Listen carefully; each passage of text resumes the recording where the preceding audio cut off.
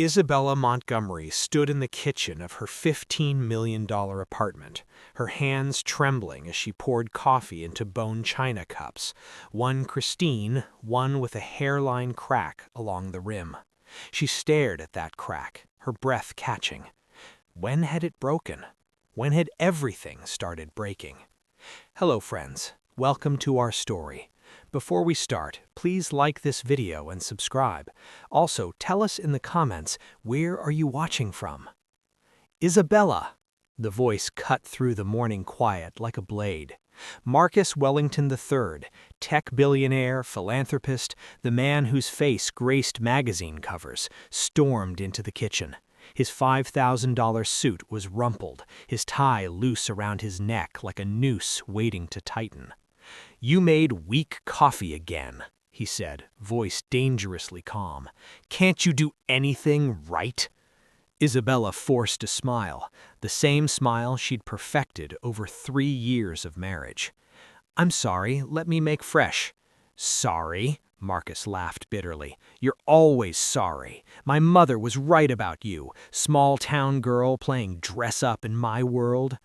She lowered her eyes, grinding new beans, while her mind drifted to 4 years earlier, the small town of Cedar Falls, Montana, the day Marcus's helicopter had landed at her family's ranch. He'd been there for a tech retreat, had gotten lost, needed directions. She'd been mucking stalls, dirt under her nails, hair in a messy braid. "You're real," he'd said, eyes soft. "Everyone in my world is fake, but you're real." 3 months later, he'd proposed on that same ranch under Montana stars. "I'll protect you, Bella. You'll never cry tears of pain, only joy." But promises made under stars burned up in daylight. When Marcus's company, Wellington Tech, had faced a hostile takeover 8 months ago, Isabella hadn't hesitated. She'd sold her grandmother's sapphire necklace, a family heirloom worth $200,000, without telling anyone. She'd handed Marcus the money with shaking hands, "For your legal fees, to save your company." He'd pulled her close then, the last time she remembered feeling his warmth without calculation. "You're my angel, Bella." Now, that same man glared at her across Italian marble countertops, his contempt barely masked. "Are you even listening?" Marcus snapped. "Yes, of course. Because you've been whispering things to him, telling him lies about me." "What? No, Marcus, I haven't spoken to Dylan in 3 months." His hand slammed on the counter, making her flinch. Coffee splashed from the cracked cup. "Don't lie to me." The air grew heavy. Outside, New York City hummed with morning traffic, oblivious to the storm gathering inside this pristine cage. On the wall, a photograph caught the light. Dylan, in his dress uniform, standing beside Isabella at her wedding. His steel-gray eyes held a promise. "I'm always watching out for you, Bells. Always." Marcus had laughed at that photo once. "Your brother acts like I'm going to hurt you, like I'm some villain." Now, Marcus's phone buzzed. A name flashed across the screen before he snatched it away. Sienna. Isabella's stomach dropped, but she looked away, pretending not to notice. "I have meetings all day," Marcus said coldly, pocketing his phone. "Try not to embarrass me if anyone calls, and fix yourself. You look exhausted."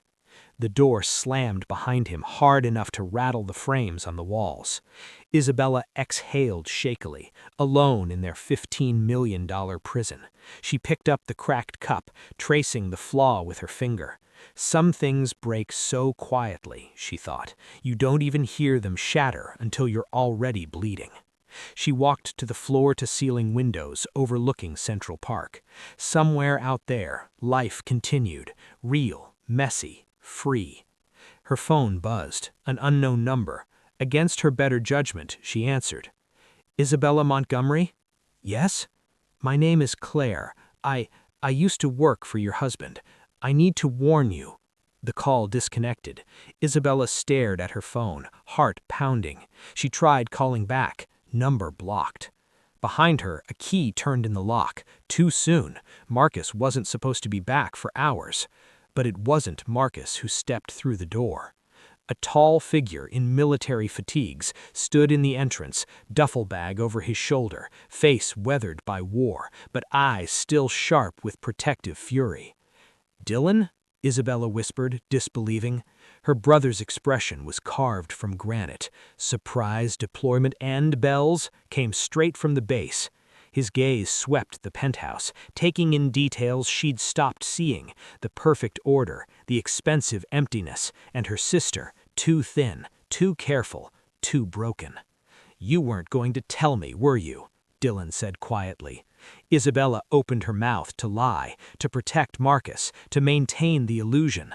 But before she could speak, Marcus's voice echoed from the private elevator. "Sienna, I told you not to call me at home." The doors opened. Marcus froze, phone to his ear, staring at the soldier standing in his living room. And Dylan's next words would change everything. "Hello, Marcus. We need to talk about my sister's bruises." What will Marcus do now that Dylan's discovered the truth?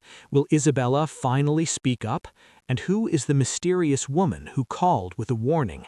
Keep reading. This story is just beginning. The silence in the $15 million penthouse was suffocating. Marcus stood frozen by the private elevator, his phone still pressed to his ear, Sienna's voice a tinny whisper before he disconnected. His eyes darted between Dylan's military bearing and Isabella's pale face. "Dylan," Marcus recovered quickly, forcing his trademark charismatic smile. "What a surprise! We didn't know you were coming home." Clearly, Dylan's voice carried the deadly calm of a man trained to assess threats. He set his duffel bag down slowly, deliberately, never breaking eye contact with Marcus. "Bella, come here." Isabella hesitated, caught between ingrained obedience to her husband and the pull of her brother's protection. She took a small step toward Dylan. "She's fine where she is," Marcus said, smile tightening.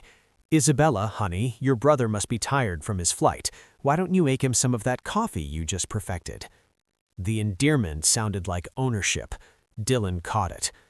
"I asked her to come here," Dylan repeated, his tone dropping lower. "Now." Marcus's mask slipped for just a second, a flash of rage quickly controlled. "This is my home, Sergeant. I don't take orders in my own home." "Is it her home, too?" Dylan asked softly. "Because from where I'm standing, it looks more like a cell." Isabella's breath caught. "Dylan, please." "Bella, when I called 3 months ago, you said everything was perfect. You said Marcus treated you like a queen." Dylan took a step forward, his combat boots silent on the marble. "So why are you wearing a turtleneck in July in your own home?" Marcus laughed, too loud, too calculated. "She gets cold in the air conditioning, don't you, sweetheart?" "Take off the turtleneck, Bella," Dylan said, ignoring Marcus entirely. I don't." "Show me your arms." The command was gentle but unyielding. Isabella's eyes filled with tears. Her hands trembled as they moved to her collar, but she couldn't complete the motion. 3 years of conditioning, of making excuses, of protecting Marcus's reputation, it all held her paralyzed. Dylan crossed the room in 3 strides, standing beside her sister. "It's okay," he whispered, just for her. "I'm here now. No one's going to hurt you." "How dare you?" Marcus started forward. Dylan's hand moved to his sister's shoulder, and Marcus stopped cold. There was something in the soldier's eyes that promised violence if boundaries were crossed. Isabella's hands shook as she slowly pulled down her turtleneck. The bruises were faded but visible, fingerprints around her throat, yellowing marks along her collarbone. 5 distinct points where hands had squeezed. Dylan's jaw clenched so tight Isabella heard his teeth grind. His breathing remained controlled, but fury radiated from every line of his body. "Bella," he said, voice breaking on her name. "How long?" It's not what it looks like," she whispered, the lie automatic. "I fell." "You fell," Dylan repeated flatly. He turned to Marcus. "You fell and somehow landed with perfectly spaced fingerprints around your neck?" Marcus's expression shifted. charm evaporating into cold calculation. Whatever my wife told you, she's confused. Isabella's been under stress. She's been emotional, unstable even. I've been meaning to get her help. Stop talking, Dylan interrupted, his military training evident in every controlled syllable. Stop talking right now before I forget I'm a soldier and remember I'm a brother. Are you threatening me? Marcus pulled out his phone. I could have security up here in seconds. I could have you arrested for breaking into my home. I have a key, Dylan said softly, pulling it from his pocket. Remember, Bella? You mailed it to my deployment address with a note that said, just in case you ever need to get in. Isabella closed her eyes, remembering. It had been after the first time Marcus had pushed her against the wall. She'd convinced herself it was an accident, that he'd just been stressed about the company merger. But some part of her, some surviving instinct, had mailed that key. Marcus's face flushed red. That key is no longer valid. I'm calling security. Make the call, Dylan said. I'd love to explain to security and the police and anyone else who shows up why your wife has bruises shaped like hands around her throat. I'd especially love to talk about it in front of your board members. Doesn't Wellington Tech have a big investor meeting next week? Marcus froze, his phone halfway to his ear. That's what I thought. Because you're not just an abuser, Marcus. You're a coward who hides behind money and reputation. You have no idea what you're talking about. You have no idea what marriage is like, what real pressure is like. I know what combat is like. I know what it's like to face actual enemies in actual war zones. And you know what I learned? Real men don't hurt women. Only cowards do. Marcus's hand clenched on his phone. Get out. I'm not going anywhere without Bella. She's my wife. She's my sister. Dylan's control finally cracked. She's my baby sister who you've been terrorizing, and I swear to God, Marcus, if you've done anything worse than what I can see. Stop! Isabella's voice cut through the tension. Both men turned to her. She stood straighter, pulling the turtleneck back up with shaking hands. Both of you, stop. I'm not a child or a possession. I'm a person, and I can make my own choices. Bella, Dylan started. No, she held up a hand. Dylan, I appreciate you coming, but this is between Marcus and me. This is our marriage, our problems.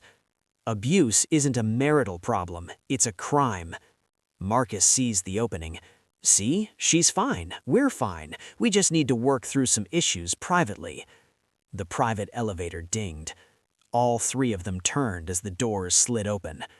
A woman stepped out, tall, elegant, carrying a designer handbag. Her perfectly styled hair and expensive clothes screamed Upper East Side privilege. She stopped short when she saw the scene before her. Marcus? She looked confused. You said Isabella would be at her spa appointment. You said we'd have the afternoon. She stopped, realizing her mistake. Isabella felt the world tilt. Sienna, I assume. The woman's face paled. This isn't... Marcus's expression went from rage to panic. Sienna, leave, now. But Dylan was already moving, placing himself between his sister and the door, between his sister and Marcus, his entire body a wall of protection. No one's leaving, Dylan said quietly. Not until I hear the whole truth. And the truth they were all about to discover was far darker than anyone had imagined. Marcus's affair is exposed, but what other secrets is he hiding? And why does Dylan recognize Sienna from somewhere? The confrontation is just beginning. Sienna Blackwood stood frozen in the doorway, her $3,000 handbag clutched like a shield. She looked between Marcus's panicked face and Isabella's devastated expression, and something in her perfectly composed mask began to crack. I should go, she whispered. You should stay, Dylan countered, his voice carrying military authority. You're part of this now. Marcus moved towards Sienna. Don't say anything. Stop moving, Dylan commanded, and Marcus actually halted. There was something about the soldier's presence that demanded obedience. A man who'd given orders in life or death situations wasn't intimidated by a billionaire in his own penthouse. Isabella sank onto the leather couch, her legs suddenly unable to hold her. 3 years of marriage, and she'd suspected but never confirmed. Part of her had wanted to believe Marcus's late nights were actually about work, that the perfume on his clothes came from business dinners, that the distance between them was just normal. "How long?" Isabella asked, her voice barely audible. Sienna's eyes filled with tears. "I don't owe you." "How long?" The steel in Isabella's voice surprised everyone, including herself. She looked up, meeting the other woman's gaze. "You're in my home, wearing my jewelry." She gestured to the sapphire bracelet on Sienna's wrist. "So you owe me the truth. How long?" Sienna touched the bracelet unconsciously, then her face crumpled. 2 years, since the Wellington Tech merger party. Isabella's breath left her lungs. 2 years. She'd been competing with this woman for 2 years without even knowing there was a competition. No, not competing. She'd already lost. "That's not true," Marcus interjected quickly. "Sienna, you're confused. We've been business associates." "Stop lying," Sienna shattered completely. "I can't do this anymore, Marcus. I can't." She turned to Isabella, tears streaming her perfectly made-up face. "I'm sorry. I'm so sorry. He told me you two had an arrangement, that your marriage was just for appearances, that you didn't love him." "That's enough," Marcus growled. "That you were frigid and cold, and that he stayed with you out of pity because you had nowhere else to go." The words hit Isabella like physical blows. Is that what Marcus had told people? That she was some charity case he'd rescued from Montana? Dylan's fists clenched. "Marcus, I'm giving you exactly 10 seconds to leave this room before I do something we'll both regret. This is my home." 5 seconds. Marcus looked at Dylan's face and apparently saw something that convinced him. He stormed past Sienna into his study, slamming the door hard enough to rattle the expensive artwork. In the silence that followed, Sienna sank into a chair, sobbing. Dylan remained standing guard, positioned between the study door and the women. Isabella stared at Sienna, trying to hate her, but finding only exhaustion. "Did he give you the sapphire bracelet?" Sienna looked down at her wrist and nodded miserably. "That was my grandmother's. I sold the matching necklace to save Marcus's company during the takeover bid. I sold the necklace." Isabella's laugh was bitter. "He told me he'd invested the money in legal fees. Apparently, he invested it in jewelry for you instead." "I didn't know," Sienna whispered. "I swear I didn't know about the necklace. But you knew about me. You knew he had a wife." Sienna wiped her eyes, mascara streaking her perfectly made-up face. "He made me believe. He said it was complicated, that you two were separating quietly, that he was just waiting for the right time." She stopped, seeming to hear her own excuses. "I'm not the victim here. You are. I know that." Dylan spoke for the first time in minutes, his voice gentler. "Miss Blackwood, my sister needs medical documentation of her injuries. She needs police reports. She needs evidence. Are you willing to help with that?" Sienna looked sharply. "What do you mean?" "I mean, has Marcus ever hurt you?" The question hung in the air. Sienna's hand moved unconsciously to her upper arm, and Isabella saw it, the flinch, the recognition. "He's never," started, then stopped. "He gets angry sometimes. He's thrown things. He grabbed my arm once hard enough to bruise, but he apologized. He said he was just stressed about the company." That's the $15 million penthouse suddenly felt too small for the crowd gathering in it. Detective Sarah Chen stood with her badge prominently displayed, her sharp eyes cataloging everything. The expensive furnishings, Marcus's panicked expression, Sienna's tear-stained face, Isabella's bruised throat. and Dylan's protective stance. "This is a misunderstanding," Marcus said, his lawyer voice activating. "I don't know what you think you found, but—" $47 million, Detective Mills interrupted, pulling out a tablet. "That's what we've found so far in your offshore accounts. Money that didn't appear on your tax returns, your company's financial statements, or your divorce disclosure forms. Oh wait, there haven't been divorce filings. Yet." Isabella's head spun. "Divorce disclosure forms?" Detective Chen's expression softened. "Mrs. Wellington, we've been investigating your husband's financial activities for some time. Wellington Tech has been under IRS scrutiny for accounting irregularities. When we started digging into Mr. Wellington's personal accounts, we found concerning patterns." "You can't just barge in here without a warrant," Marcus started. "We have 3 warrants," Mills said calmly. "One for your financial records, one for your personal devices, and," he looked to Marcus meaningfully, "one for your arrest on charges of financial fraud, tax evasion, and falsification of medical records." "The medical records?" Sienna looked confused. "Dr. Chen, the therapist Mr. Wellington mentioned, she doesn't exist.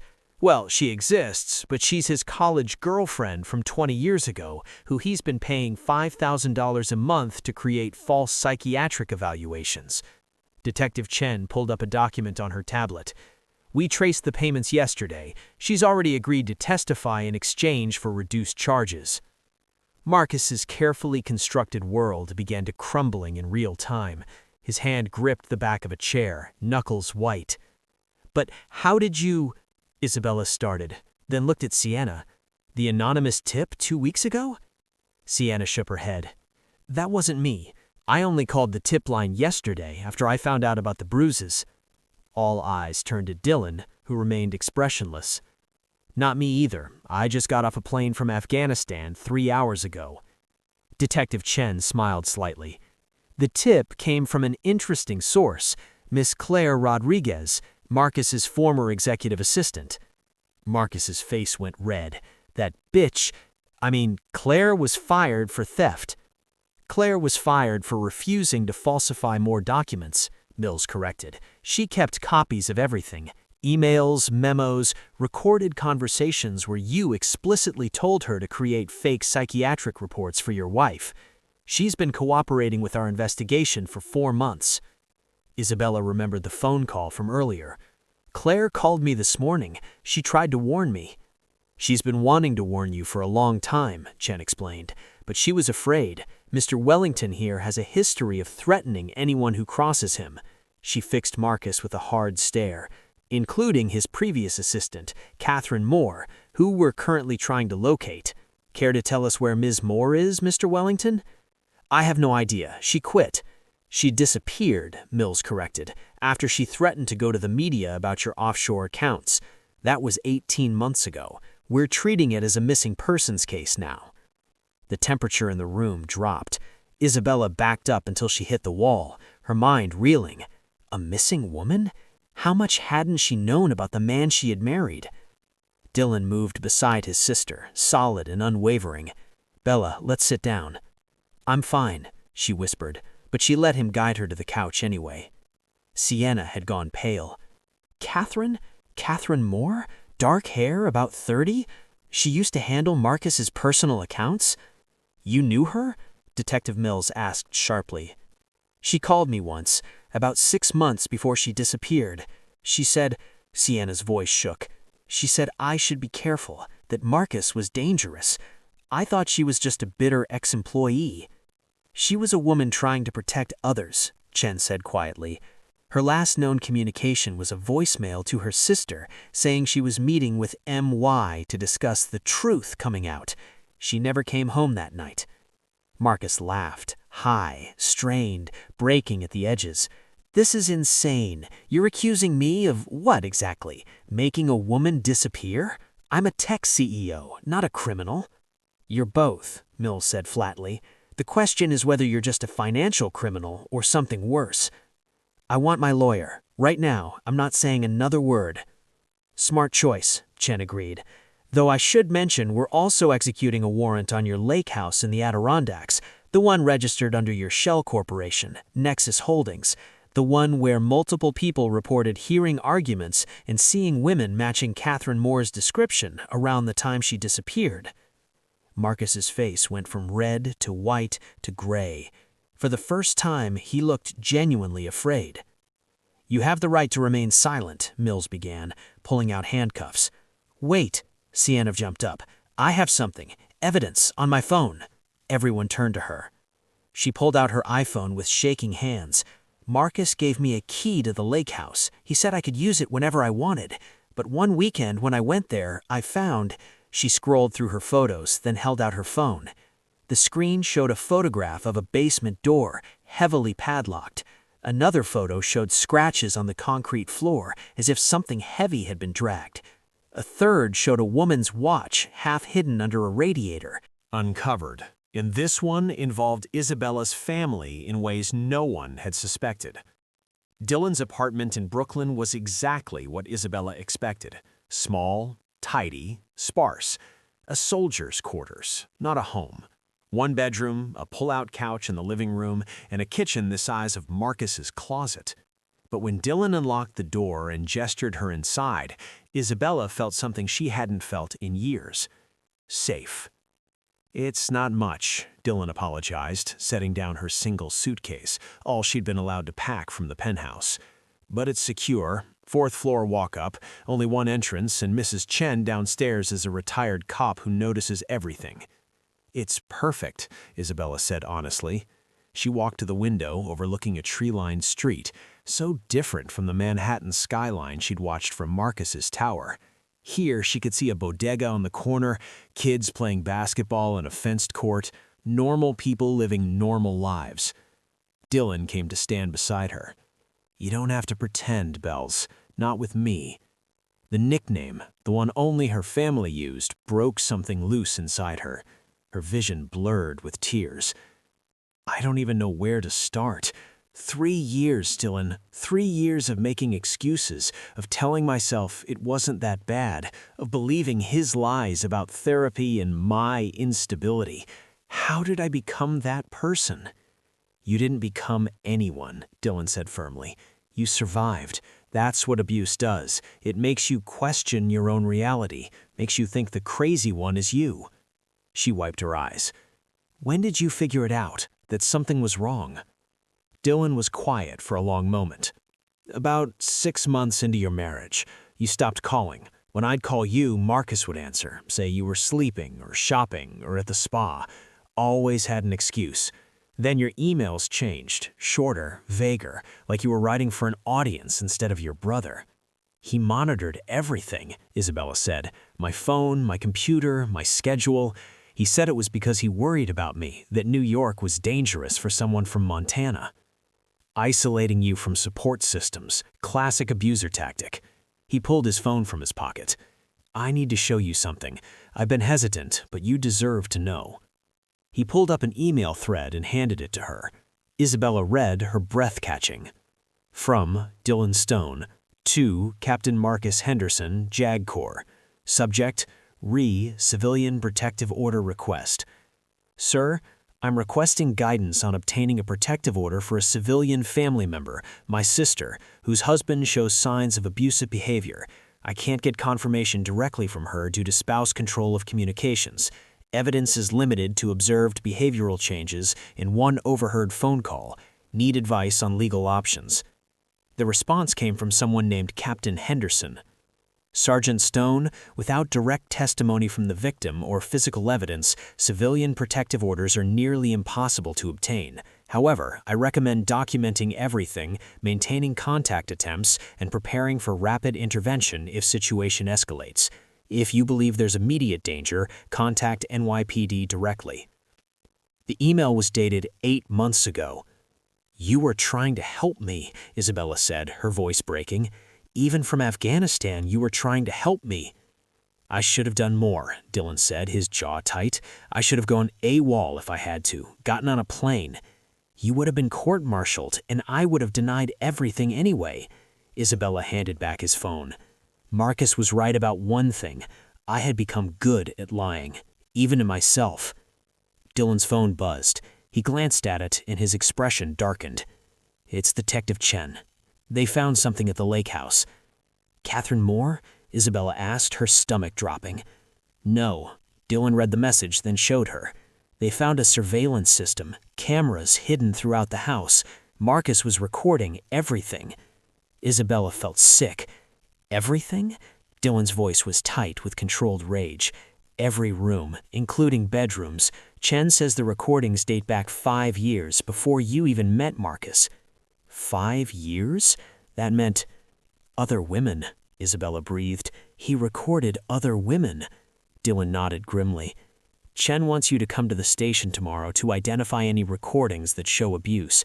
They think this might be part of a pattern, that Catherine Moore wasn't the first woman Marcus targeted. Isabella sank onto Dylan's couch, mind reeling. She'd thought she understood the scope of Marcus's crimes, the financial fraud, the fake psyche. The precinct's conference room smelled like burned coffee and institutional cleaning products. Isabella sat at a metal table, Dylan on one side, Detective Chen on the other, while Detective Mills worked a laptop connected to a large monitor on the wall. "Before we start," Chen said gently, "I want to remind you that you can stop at any time. What we're about to show you is disturbing." Isabella's hands were clasped so tightly her knuckles had gone white. "I need to see it. All of it." Dylan reached over and covered her clenched hands with one of his. "I'm right here, Bells." Mills dimmed the lights and pulled up the first image, a photograph from Marcus's safe. It showed a ranch house, weathered wood and stone, mountains in the background. Isabella recognized it instantly. "That's our home, the Stone family ranch in Cedar Falls," her voice caught. "Mom and Dad raised us there." "When was this taken?" Chen asked. Isabella studied the image. A specific detail caught her eye, her mother's garden, with red roses in full bloom. "Summer, probably July or August. Mom's roses only looked like that mid-summer." The metadata says this photo was taken August 14th, 6 years ago, 2 months before your parents' accident. "So Marcus was stalking them," John said, his voice hard. "For what? Why would a tech CEO target a ranching family in Montana?" "That's what we're trying to figure out." Chen pulled up another image. This one showed Isabella's father, John Stone, standing outside a building Isabella didn't recognize. He was shaking hands with someone whose face was blurred. "Do you know where this is?" Chen asked. Isabella shook her head, but Dylan leaned forward. "That's the federal building in Helena, Montana State Capitol Complex." "Your father visited there?" Mills asked. "Sometimes," Isabella said slowly, memory surfacing. "Dad did consulting work. He was an engineer before he bought the ranch. Sometimes the state would hire him for projects, water management, infrastructure stuff." Chan and Mills exchanged glances. "Did you ever mention working on classified projects?" "Classified?" Isabella laughed incredulously. "What would he know?" "Your father was a civil engineer who specialized in hydroelectric systems. Before you were born, he worked for a defense contractor called Tectron Industries. He had top-secret security clearance." The room fell silent. Isabella stared at the detective. "I didn't know that." "Neither did I," John admitted. "Dad never talked about his work before the ranch." Tectron Industries was bought out by a larger company in 1998. Most of their assets were dissolved or sold off, but some of their intellectual property, specifically their work on secure power grid systems for military installations, was acquired by a shell corporation. "Let me guess," John said. "One of Marcus Wellington's shell corporations." "Not quite. The company that bought Tectron's assets was called Nexus Holdings, the same shell company Marcus uses now, but at the time, Nexus was owned by someone else." Chen pulled up a corporate filing. "It was owned by a man named Richard Wellington, Marcus's father." Isabella's mind raced. So Marcus's father knew my father through this company? We think it's deeper than that, Chen said carefully. We pulled the original accident report, the real one, not the falsified version on file. Your parents' car went on Highway 12 during a winter storm. Investigation at the time concluded it was weather-related, black ice on the road. It was, Isabella insisted. I remember the state trooper coming to tell us. He said they lost control during the blizzard. The trooper who came to your door was real, Mills confirmed, but the investigator who wrote the initial report, the one who examined the crash site, he wasn't. Officer William Garrett, the name on the falsified report, doesn't exist. But we did find the original investigator's notes. They were buried in an old evidence locker. He pulled up a document on screen. Handwritten notes, partially water-damaged, but still legible. Brake lines show possible signs of tampering. Fluid loss appears pre-crash. Recommend mechanical forensics. Unusual scoring on rear bumpers suggests possible vehicular contact before accident. Weather conditions complicate analysis, but findings warrant further investigation. Isabella couldn't breathe. Dylan's hand tightened on hers. The follow-up investigation never happened, Chen said quietly. The next day, a new report was filed by Officer Garrett, concluding accidental death due to weather. Case closed. The original investigator, a deputy named Michael Torres, was transferred to a different county 2 weeks later. We found him, Mills added. Retired now, living in Billings. He remembers the case. He says he was told to drop it by his captain, who said important people wanted the matter settled quickly. When he pushed back, he was reassigned. Isabella stood abruptly, nearly knocking over her chair. You're telling me my parents were murdered and the investigation was buried? We're saying there are questions that were never answered, Chen said carefully. Questions someone with power and money didn't want asked. Marcus's father, Dylan said. It wasn't a question. Richard Wellington died 5 years ago, heart attack officially, but the timing is interesting. He died 3 months after Marcus accidentally met your sister. Isabella felt sick. He sent Marcus to watch me? To make sure I didn't know anything about what? What could I possibly know? I was in high school when my parents died. We don't know, Chen admitted. But we do know Marcus went to extraordinary lengths to get close to you, to marry you, to control you, and we know his father had a connection to your father and whatever work he did at Tektron. Catherine Moore worked on Pentagon contracts. Your father had security clearance and worked on classified projects. Marcus has offshore accounts and surveillance equipment. This isn't just about domestic abuse or financial fraud. No, it's not, which is why we've contacted the FBI. As of 6 hours ago, this is a joint investigation. A knock at the door interrupted them. A woman entered, late 30s, wearing a tailored suit and carrying a federal badge. Special Agent Nina Torres, FBI, she introduced herself, then paused, looking at Dylan. Sergeant Stone, I didn't expect to see you here. Dylan's expression was carefully neutral. Agent Torres? You two know each other? Asked Isabella. We've crossed paths, Torres said vaguely. She turned to the detectives. I need to speak with Mrs. Wellington privately. Chen and Mills looked unhappy but stood. We'll be right outside, Chen told Isabella. Dylan didn't move. Where I go, my sister goes, or she doesn't talk. Torres studied him for a moment, then nodded. Fair enough. She waited until the detectives left and closed the door. Then she pulled out a classified folder stamped with red letters, top secret. Mrs. Wellington, what I'm about to tell you is not public record. It's information that has been classified for national security reasons. Your brother's security clearance allows him to hear this. Yours technically doesn't, but given the circumstances, she opened the folder.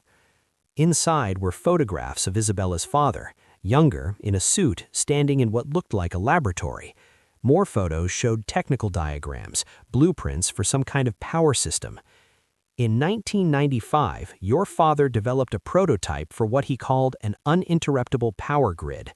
It was designed to provide secure, unhackable power to military installations.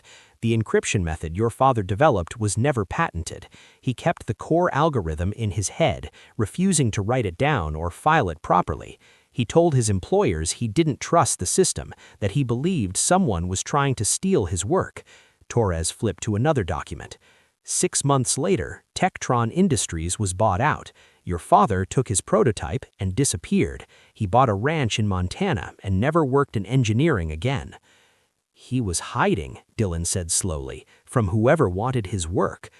Yes, and for 14 years it worked. He lived quietly, raised his family, never touched his old research. Torres's expression was grim. But someone found him, and 3 months after your parents died, Richard Wellington filed a patent for a new encrypted power grid system, one that bears remarkable similarity to the system your father developed. Isabella's stomach dropped. They killed my parents for the algorithm, for my father's work? We can't prove that yet, but we're working on it. Torres closed the folder. What we can prove is that Marcus Wellington has been using versions of that same system for his offshore financial networks. The encryption is sophisticated enough that we've spent 3 years trying to crack it. Your father's algorithm made Marcus billions in untraceable funds. And he married me to make sure I never found out, to keep me close, to monitor me in case Dad had told me anything. Did he? Torres asked directly. Did your father ever give you any information about his work? Any documents, codes, passwords? Isabella started to shake her head, then froze. A memory surfaced. Her father in his study, late at night, calling her in. Bells, he'd said, using Dylan's nickname for her. If anything ever happens to me, there's something important hidden where only you and your brother would think to look. Remember where we buried Rusty? Rusty had been their childhood dog who died when Isabella was 8. They'd buried him on a hillside overlooking the valley under an old cottonwood tree. At the time, she thought her father was being morbid, talking about death. 2 months later, he was gone. She looked at Dylan. Rusty. Recognition dawned in his eyes. The cottonwood. Torres looked between them. What are you talking about? I think I know where my father hid his research, and if Marcus finds out, he already might know, Torres said grimly. The ranch was sold 3 years ago after it fell into tax default. Want to guess who bought it? The siblings spoke in unison. Marcus. The race was on. Whatever John Stone had buried under that cottonwood tree, it was the key to everything, and Marcus was already looking for it. Brake lines show possible signs of tampering. Fluid loss appears pre-crash. Recommend mechanical forensics. Unusual scoring on rear bumper suggests possible vehicular contact before accident. Weather conditions complicate analysis, but findings warrant further investigation. Isabella couldn't breathe. Dylan's hand tightened on hers. The follow-up investigation never happened, Chen said quietly. The next day, a new report was filed by Officer Garrett concluding accidental death due to weather.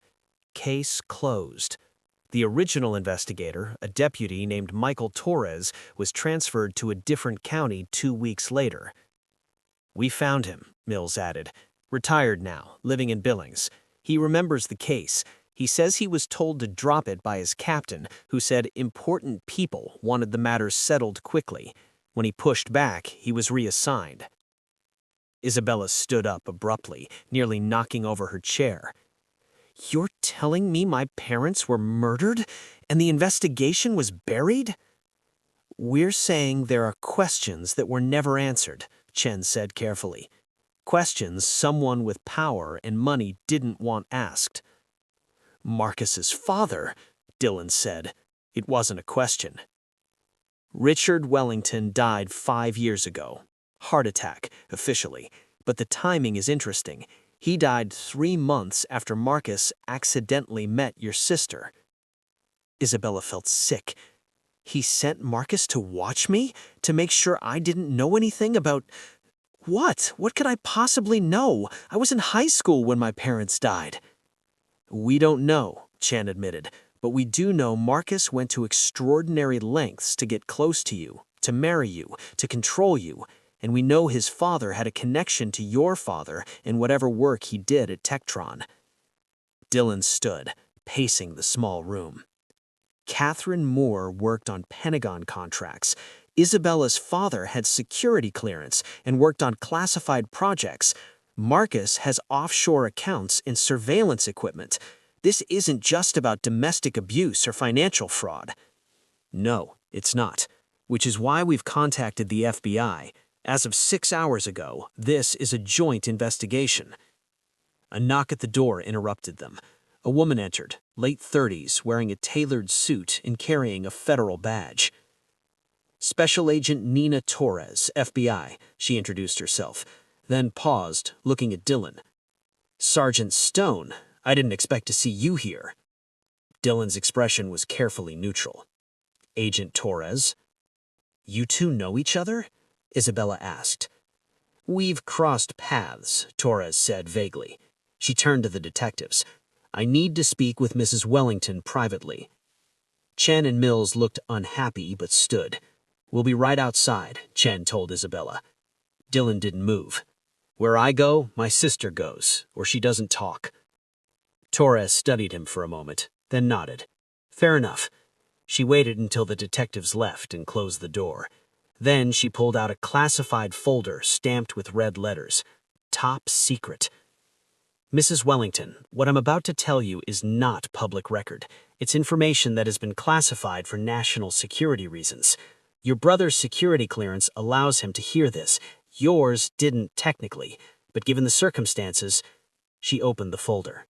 Inside were photographs of Isabella's father, younger, in a suit, standing in what looked like a laboratory. More photos showed technical diagrams, blueprints for some kind of power system. "In 1995, your father developed a prototype for what he called an uninterruptible power grid. It was designed to provide secure, unhackable power to military installations. The encryption method your father developed was never patented. He kept the core algorithm in his head, refusing to write it down or file it properly. He told his employers he didn't trust the system, that he believed someone was trying to steal his work." Torres flipped to another document. 6 months later, Tektron Industries was bought out. Your father took his prototype and disappeared. He bought a ranch in Montana and never worked in engineering again. "He was hiding," Dylan said slowly, "from whoever wanted his work." "Yes, and for 14 years it worked. He lived quietly, raised his family, never touched his old research." Torres's expression was grim.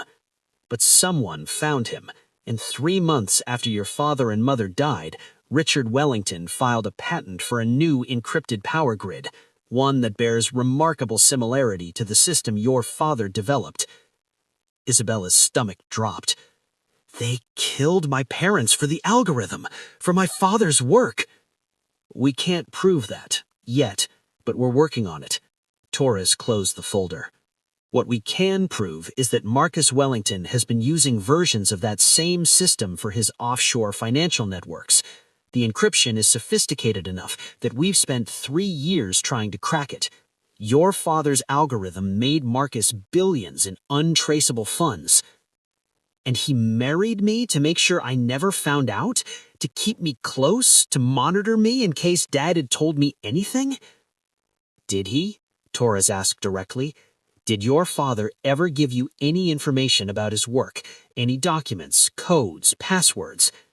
Isabella started to shake her head, then froze. A memory surfaced. Her father in his study, late at night, calling her in. "Bells," he'd said, using Dylan's nickname for her. "If anything ever happens to me, there's something important hidden where only you and your brother would think to look. Remember where we buried Rusty?" Rusty had been their childhood dog who died when Isabella was 8. They'd buried him on a hillside overlooking the valley, under an old cottonwood tree. At the time, she thought her father was morbid, talking about death. 2 months later, he was gone. She looked at Dylan. "Rusty." Recognition dawned in his eyes. "The cottonwood." Torres looked between them. "What are you talking about?" "I think," Isabella said slowly, "I know where my father hid his research, and if Marcus finds out—" "He already might know," Torres said grimly. "The ranch was sold 3 years ago after it fell into tax default. Want to guess who bought it?" The siblings spoke in unison. "Marcus." The race was on. Whatever John Stone had buried under that cottonwood tree, it was the key to everything, and Marcus was already looking for it. Isabella stayed hidden in the hayloft for what felt like hours, but was probably only 30 minutes. The voices below had faded, replaced with different sounds: police radios, official procedures, Torres establishing perimeter control. Finally, she heard Dylan's voice, low and urgent. "Bells, if you can hear me, they're gone. Torres secured the site. It's safe." She climbed down carefully, the metal box still clutched to her chest. Dylan caught her as she reached the ground, pulling her into a fierce hug. "Don't ever do that again," he whispered roughly. "I thought, when I heard those shots—" "I'm okay. I got it." She showed him the box: Dad's letter, a journal, and a USB drive. Torres approached, holstering her weapon. "Caroline Pierce and her team are in custody, along with Morrison's contractors, but they'll be out on bail by 4 morning. Morrison's lawyers are already here." She looked at the box. "Is that what I think it is?" "Everything," Isabella confirmed. "Dad says it's all here. Proof of theft, murder, conspiracy." "We need that USB to FBI headquarters immediately, whenever's on it." "I want to see it first," Isabella interrupted. "My father died for this. I need to know why." Torres looked like she wanted to argue, but nodded. "Okay, but we do it at the local FBI field office, on secure systems. Agreed?" They drove to Billings in silence. The FBI field office was a nondescript building downtown, almost empty at 11 p.m. Torres led them to a secure conference room with a computer system isolated from all networks. No internet, no external connections. Whatever they viewed couldn't be hacked or intercepted. Dylan and Isabella sat side by side as Torres inserted the USB drive. The screen flickered to life, showing a directory of files organized by year.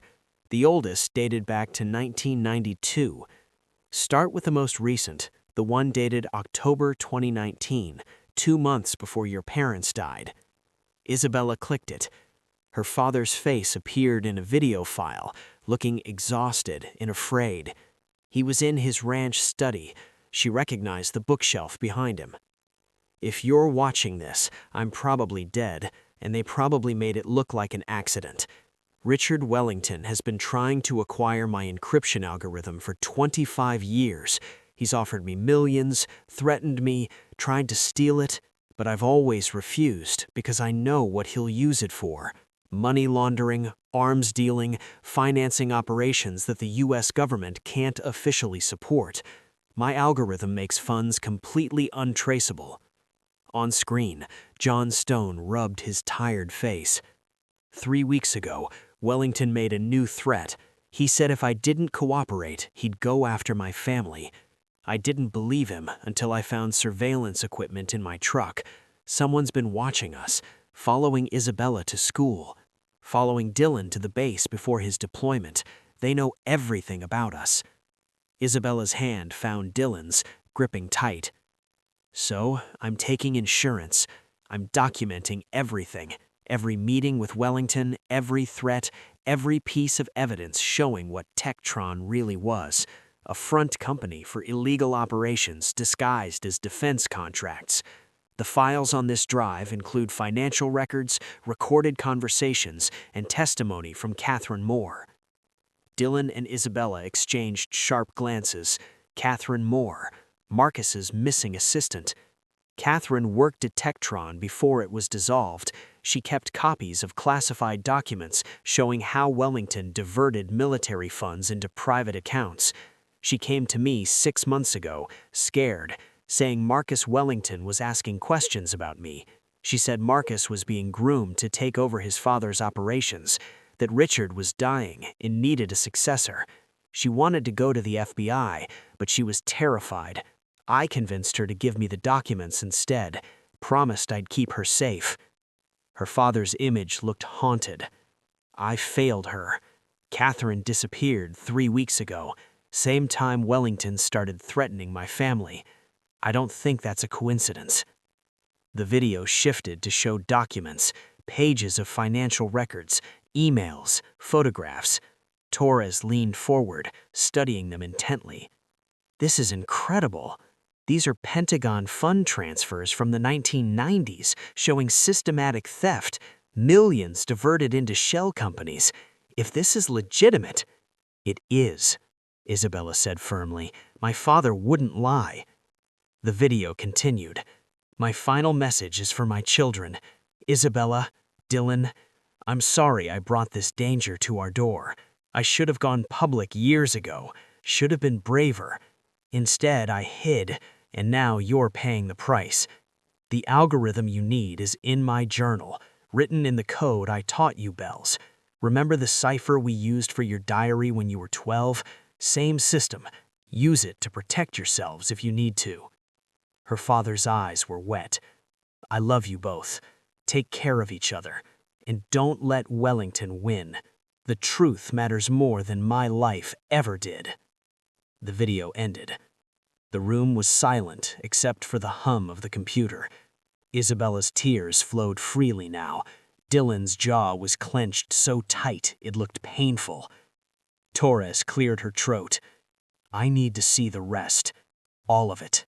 They spent the next 3 hours reviewing files, financial records showing Richard Wellington had embezzled $300 million from defense contracts over 20 years, recorded phone calls where he threatened contractors, ordered surveillance, discussed permanent solutions to problematic employees, emails from Marcus Wellington proving he'd known about his father's operations since 2015 and had actively helped expand them.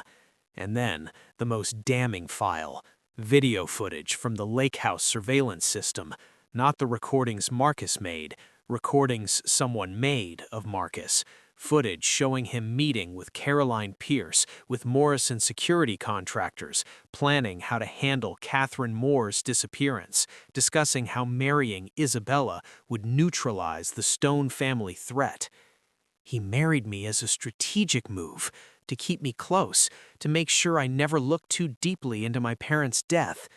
The bastard, Dylan growled. Torres was already on her phone. I'm calling the director. This is bigger than financial crimes. This is corruption, murder, conspiracy at the highest levels. We need to move fast before... Her phone buzzed with an incoming call. She answered, listened, and her face went pale. When? How? She listened more. Understood. We're going dark. Complete blackout. She hung up and looked at them grimly. Marcus Wellington was released from custody 2 hours ago, and 20 minutes ago, a federal judge issued a gag order blocking all media coverage of his case and sealed all evidence. Someone with serious power is protecting him. Who? Dylan demanded. I don't know, but whoever it is has access to judges, media, probably law enforcement databases. Torres pulled out the USB drive. This evidence is our only leverage, but if they know we have it... The lights went out. Emergency lighting kicked in after a few seconds, bathing the room in eerie red. Torres drew her weapon instinctively.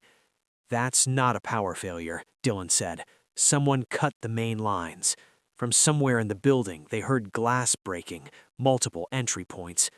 Torres moved to the door, weapon ready. They're here. Morrison's people, probably. They tracked us somehow. The USB, they must have put a tracker in the box, something we didn't see. Torres swore creatively. We need to get you out. There's an emergency exit. The door burst open. Not Morrison's contractors, but men in tactical gear with no identifying marks. Professional soldiers. Hands up. We're taking the drive. Dylan stepped in front of his sister. Not happening. We don't want to hurt anyone, but we will if necessary. Hand over the USB drive and the journal, now. Torres aimed her weapon. FBI, stand down immediately. The soldier smiled. Your badge doesn't mean much when the order to stand down comes from above your pay grade, Agent Torres. What are you talking about? Check your phone. You'll find you've been officially relieved of duty as of 20 minutes ago. This is now a matter of national security, and your services are no longer required. Torres checked your phone, her expression darkening. This is bullshit, complete fabrication. Is it? Call your director, see what he says. Torres did. The conversation was short. When she hung up, she looked stunned. I've been suspended, pending investigation into unauthorized disclosure of classified information. They're silencing you, everyone who knows the truth, Dylan said. The soldier's weapon didn't waver. Last chance, the drive. Isabella looked at the USB in her hand, her father's sacrifice, Catherine Moore's testimony, the evidence that could bring down a corrupt empire. They couldn't let it be buried again. She met Dylan's eyes. He gave the tiniest nod. Isabella threw the USB drive with all her strength, not at the soldiers, but at the window. The glass shattered. The drive sailed through into Billings Night 3 stories down. No! The soldier lunged for it, but it was gone, lost in darkness 3 stories down. Run! Dylan shoved Isabella towards Torres, then tackled the closest soldier. Chaos erupted. Torres fired her weapon, not to kill, but to create confusion. More soldiers poured into the room. Isabella ran, Torres pulling her through corridors she'd just seen. Behind them, Dylan fought with military precision, buying them seconds. They burst out an emergency exit into an alley. A car was waiting, Harper in the driver's seat. Get in, Harper shouted. Torres shoved Isabella into the back seat and dove in after her. Harper floored it before the door was even closed. Dylan! Isabella screamed, trying to open the door, but Torres held her. He'll catch up. He's special forces. This is what he's trained for. They disappeared into Billings traffic. Isabella twisted to look back at the FBI building, praying to see her brother emerge. The building remained dark and silent. And somewhere in that darkness, men with no names and no badges were erasing evidence of corruption that went higher than anyone had imagined. Dylan was trapped. Isabella had escaped with nothing but her father's journal, and Marcus Wellington was free to hunt them both. Harper drove for 30 minutes in random directions, checking mirrors constantly before pulling into an abandoned warehouse district near the railroad tracks. The kind of place forgotten by everyone, perfect for people who needed to disappear. Safe house, Torres explained tersely. Off-books location. Not even the FBI knows about it. What about Dylan? Isabella demanded. We can't just leave him. Your brother can handle himself, Torres said, though her expression was worried. Right now, we need to figure out our next move. Those weren't regular contractors back there. That was military-grade tactical response. Someone called in serious assets to stop us. Inside the warehouse, Harper had set up basic supplies: water, food, a police scanner, and a laptop with satellite internet. Torres immediately started making encrypted calls, while Isabella paced, clutching her father's journal. I need to get this decoded, she said. Dad said it uses the cipher from when I was 12. She sat down and opened the journal, seeing pages of seemingly random letters and numbers. But her father had taught her this system when she was young, a simple substitution cipher they'd used for fun. She'd written her diary in it for years, feeling like a secret agent. Her fingers found a pen, and she started translating. The first page began. January 1995. Richard Wellington offered me $5 million for the algorithm today. I refused. He said it was a mistake. He wasn't threatening, just factual, as if he knew something I didn't. The entries continued, year after year, documenting her father's growing paranoia and Wellington's escalating pressure. July 2001. Catherine Moore contacted me today. She's afraid, says Richard Wellington is involved in arms deals with countries we're supposed to be sanctioning. She has proof, but doesn't know who to trust. March 2015. Wellington's son Marcus is taking over operations. Catherine says he's smarter than his father, more ruthless. She thinks he's planning something big. August 2019. Harper drove for 30 minutes in random directions, checking mirrors constantly before pulling into an abandoned warehouse district near the railroad tracks. The kind of place forgotten by everyone, perfect for people who needed to disappear. Safe house, Torres explained tersely. Off-books location. Not even the FBI knows about it. What about Dylan? Isabella demanded. We can't just leave him. Your brother can handle himself, Torres said, though her expression was worried. Right now, we need to figure out our next move. Those weren't regular contractors back there. That was military-grade tactical response.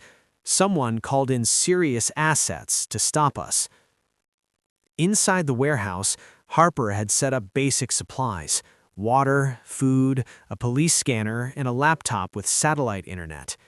Torres immediately started making encrypted calls, while Isabella paced, clutching her father's journal. I need to get this decoded, she said. Dad said it uses the cipher from when I was 12. She sat down and opened the journal, seeing pages of seemingly random letters and numbers.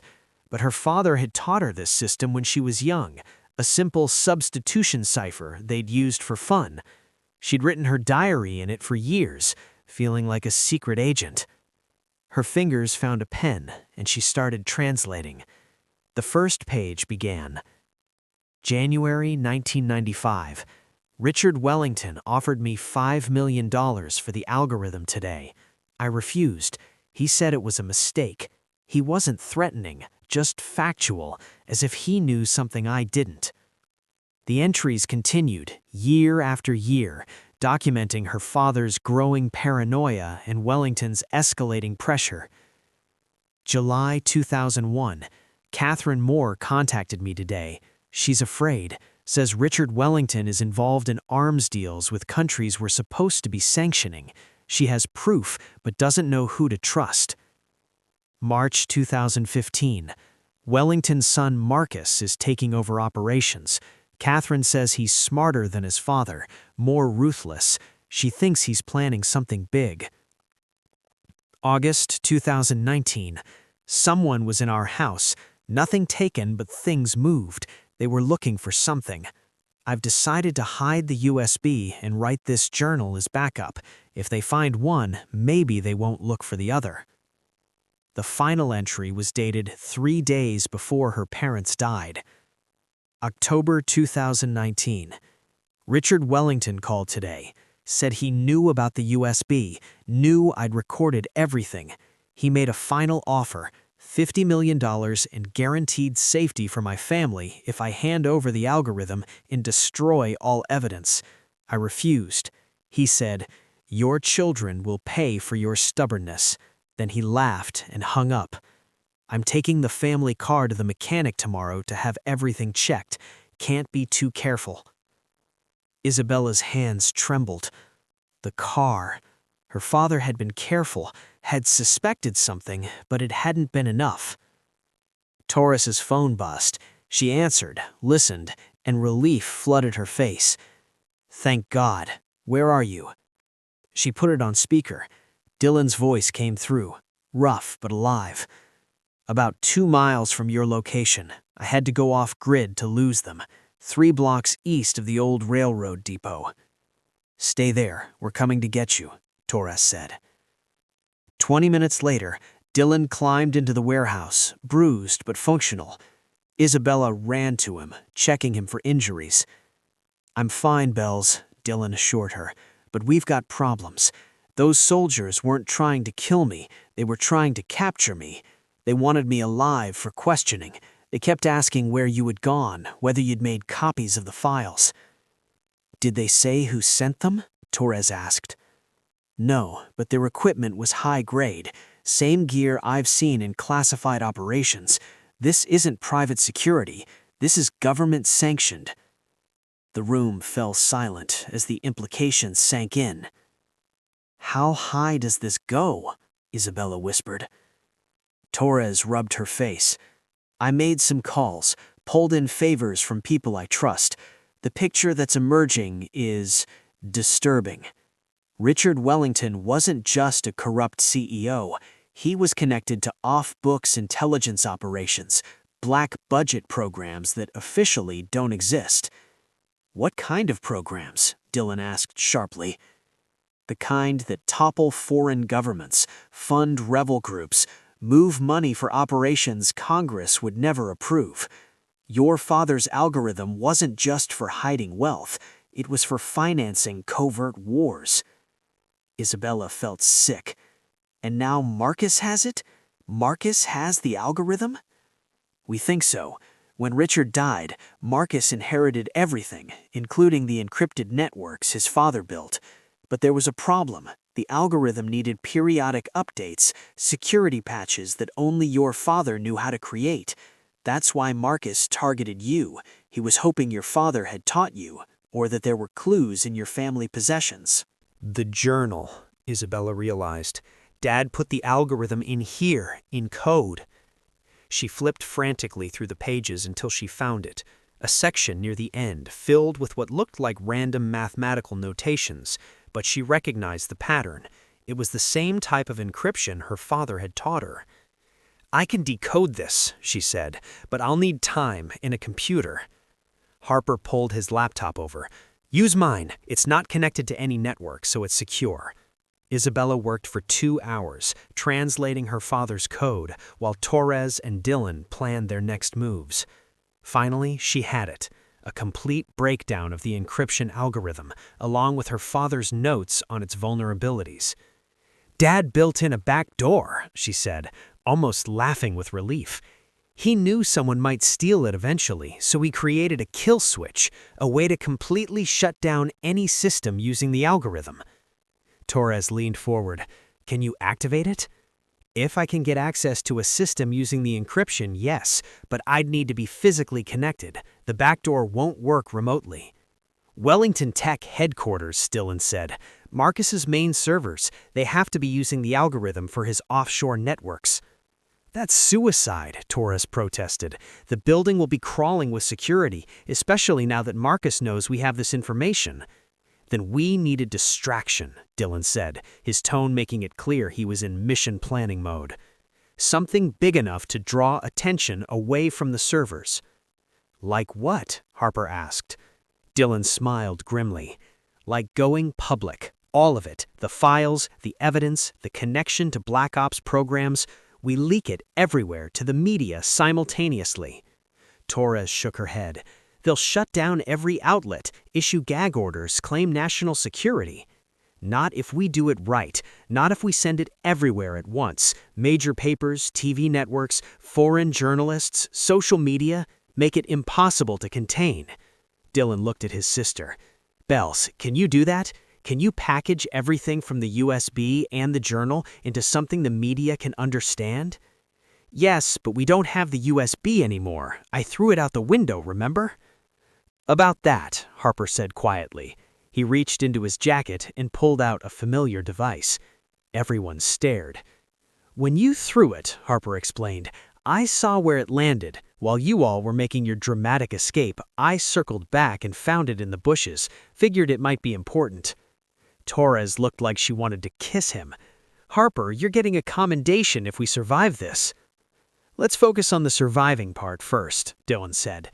"Here's the plan." For the next hour, they worked out details. Isabella would create a comprehensive media package, documents, videos, the decoded algorithm, everything. They've uploaded simultaneously to dozens of outlets on a timer. When it went live, Dylan and Torres would infiltrate Wellington Tech to plant the kill switch on Marcus's servers. If they succeeded, his entire corrupt financial network would collapse. It was risky, probably insane, and their chances of success were maybe 50-50 at best. "There's one more thing," Isabella said quietly. "Marcus knows me. He'll anticipate that I'll try something. He'll have people watching, waiting for me to make a move. So we don't let him see you coming, Torres said. We send you somewhere he'd never expect, somewhere you have allies. Where? Torres pulled up a map on the laptop. Cedar Falls, your hometown. The USB drive contained evidence that several local officials were on Wellington's payroll, the sheriff, the mayor, even the judge who signed off on your ranch foreclosure. If we can get that evidence to honest people in Cedar Falls, they can clean house from the inside while we hit Wellington Tech.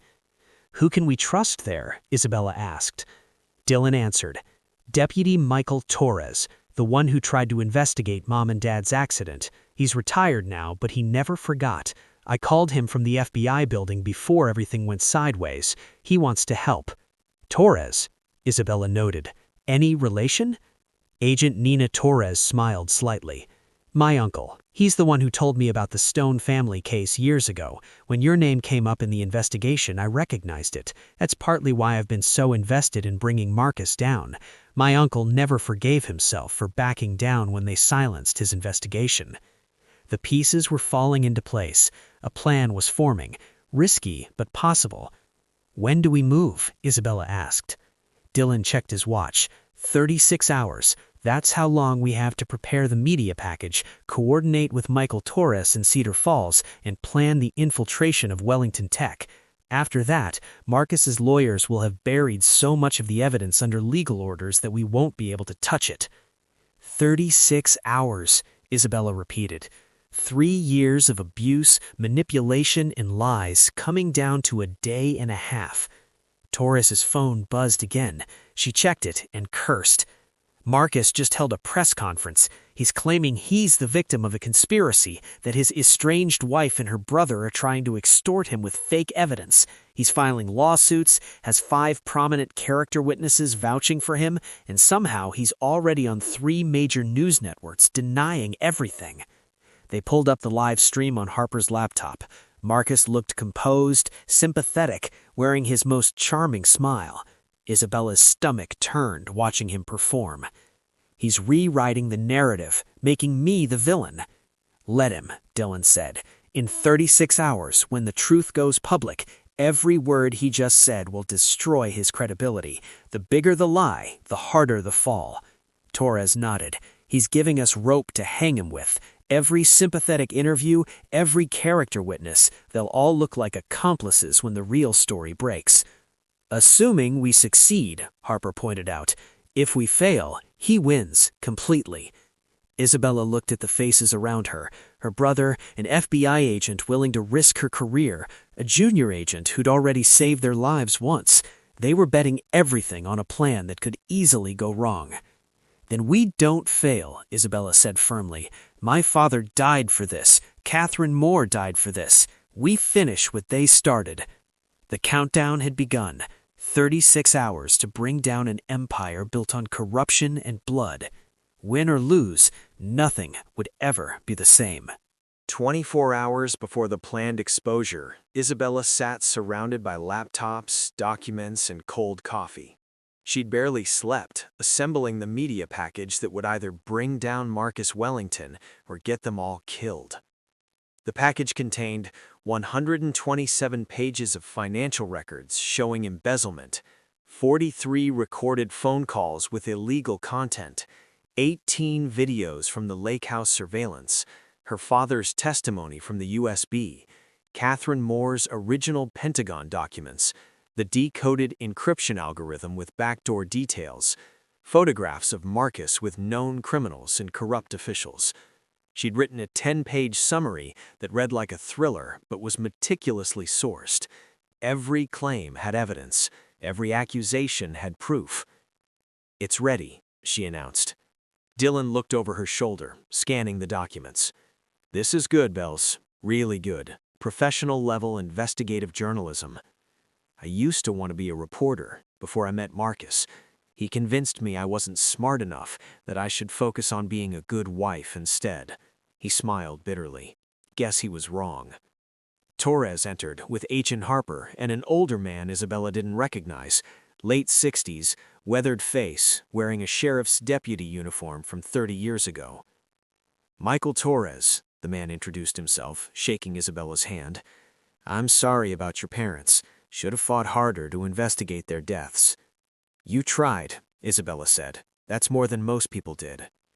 Michael settled into a chair, his expression grim. I've spent 20 years wondering what really happened on Highway 12 that night. Your evidence confirms what I always suspected. Someone tampered with their car. Richard Wellington had connections in Cedar Falls. Sheriff Hammond, who told me to drop the investigation, retired 6 months later and bought a $300,000 house in Florida on a $45,000 salary. I could never prove it, but I knew he'd been paid off. Hammond's in the documents, Torres confirmed. Wellington paid him $500,000 total over 5 years to overlook various things. We have bank records. Good, Michael said with satisfaction. I'm going back to Cedar Falls with copies of everything. I've got 3 honest deputies who will help me take Hammond down, plus a federal prosecutor who owes me favors. When your media storm hits, we'll be ready to make arrests locally. The plan was coming together, but Isabella felt the weight of what they were about to do. Once we release this, she said slowly, there's no taking it back. People will be hurt, careers destroyed. Marcus's family, his mother, his cousins, they're not all guilty, but they'll suffer anyway. His mother knew, Torres said gently. We have evidence she helped Richard hide assets. She's not innocent. I know, but Isabella struggled to articulate her hesitation. I'm about to destroy a man's life, even though he destroyed mine first. Even though he deserves it, I guess part of me still feels guilty. Dylan knelt beside her chair. Bells, look at me. Marcus chose this. Every time he hit you, every time he lied, every time he threatened someone, those were his choices. You're not destroying his life. You're revealing the truth about who he really is. There's a difference. Dylan's right, Michael added. I've seen too many abusers get away with it because their victims felt guilty about speaking up. Your guilt is a normal human response. It shows you have empathy, but it shouldn't stop you from seeking justice. Isabella nodded, straightening her shoulders. Okay, let's do this. Torres pulled up a list on her laptop.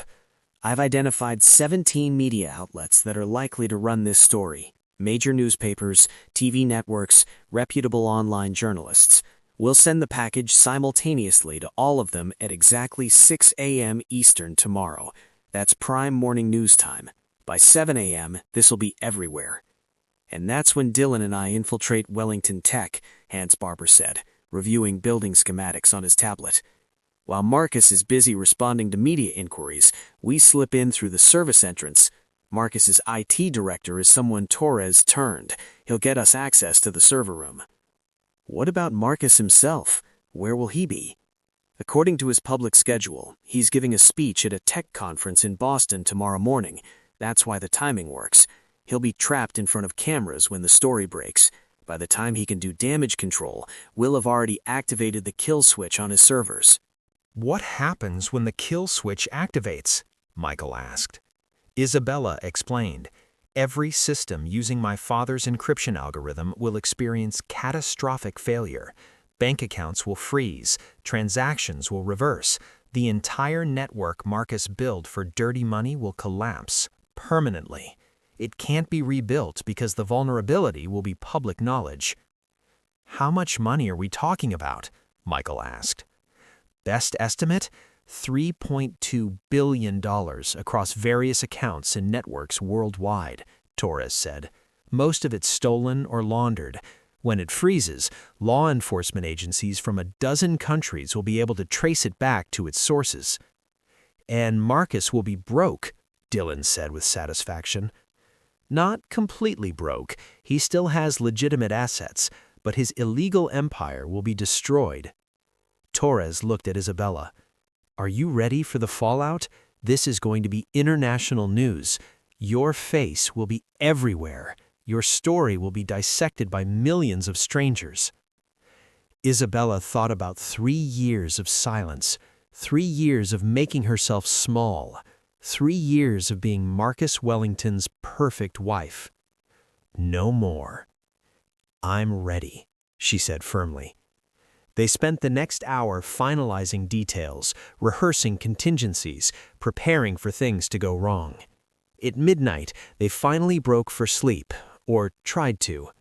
Isabella lay on a cot in the warehouse, staring at the ceiling. Tomorrow, her life would change irrevocably.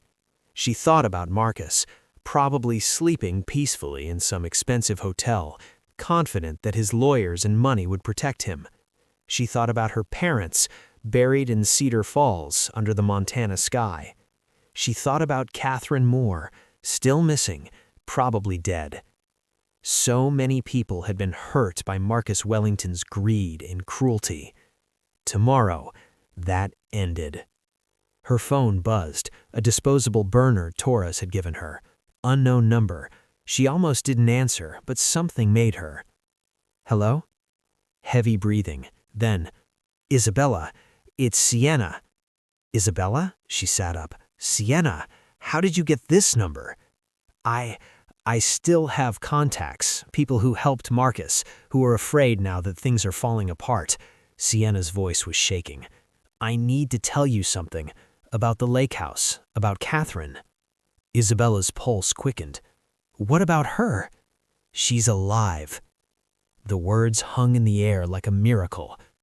What? How do you know? Because I saw her 3 days ago.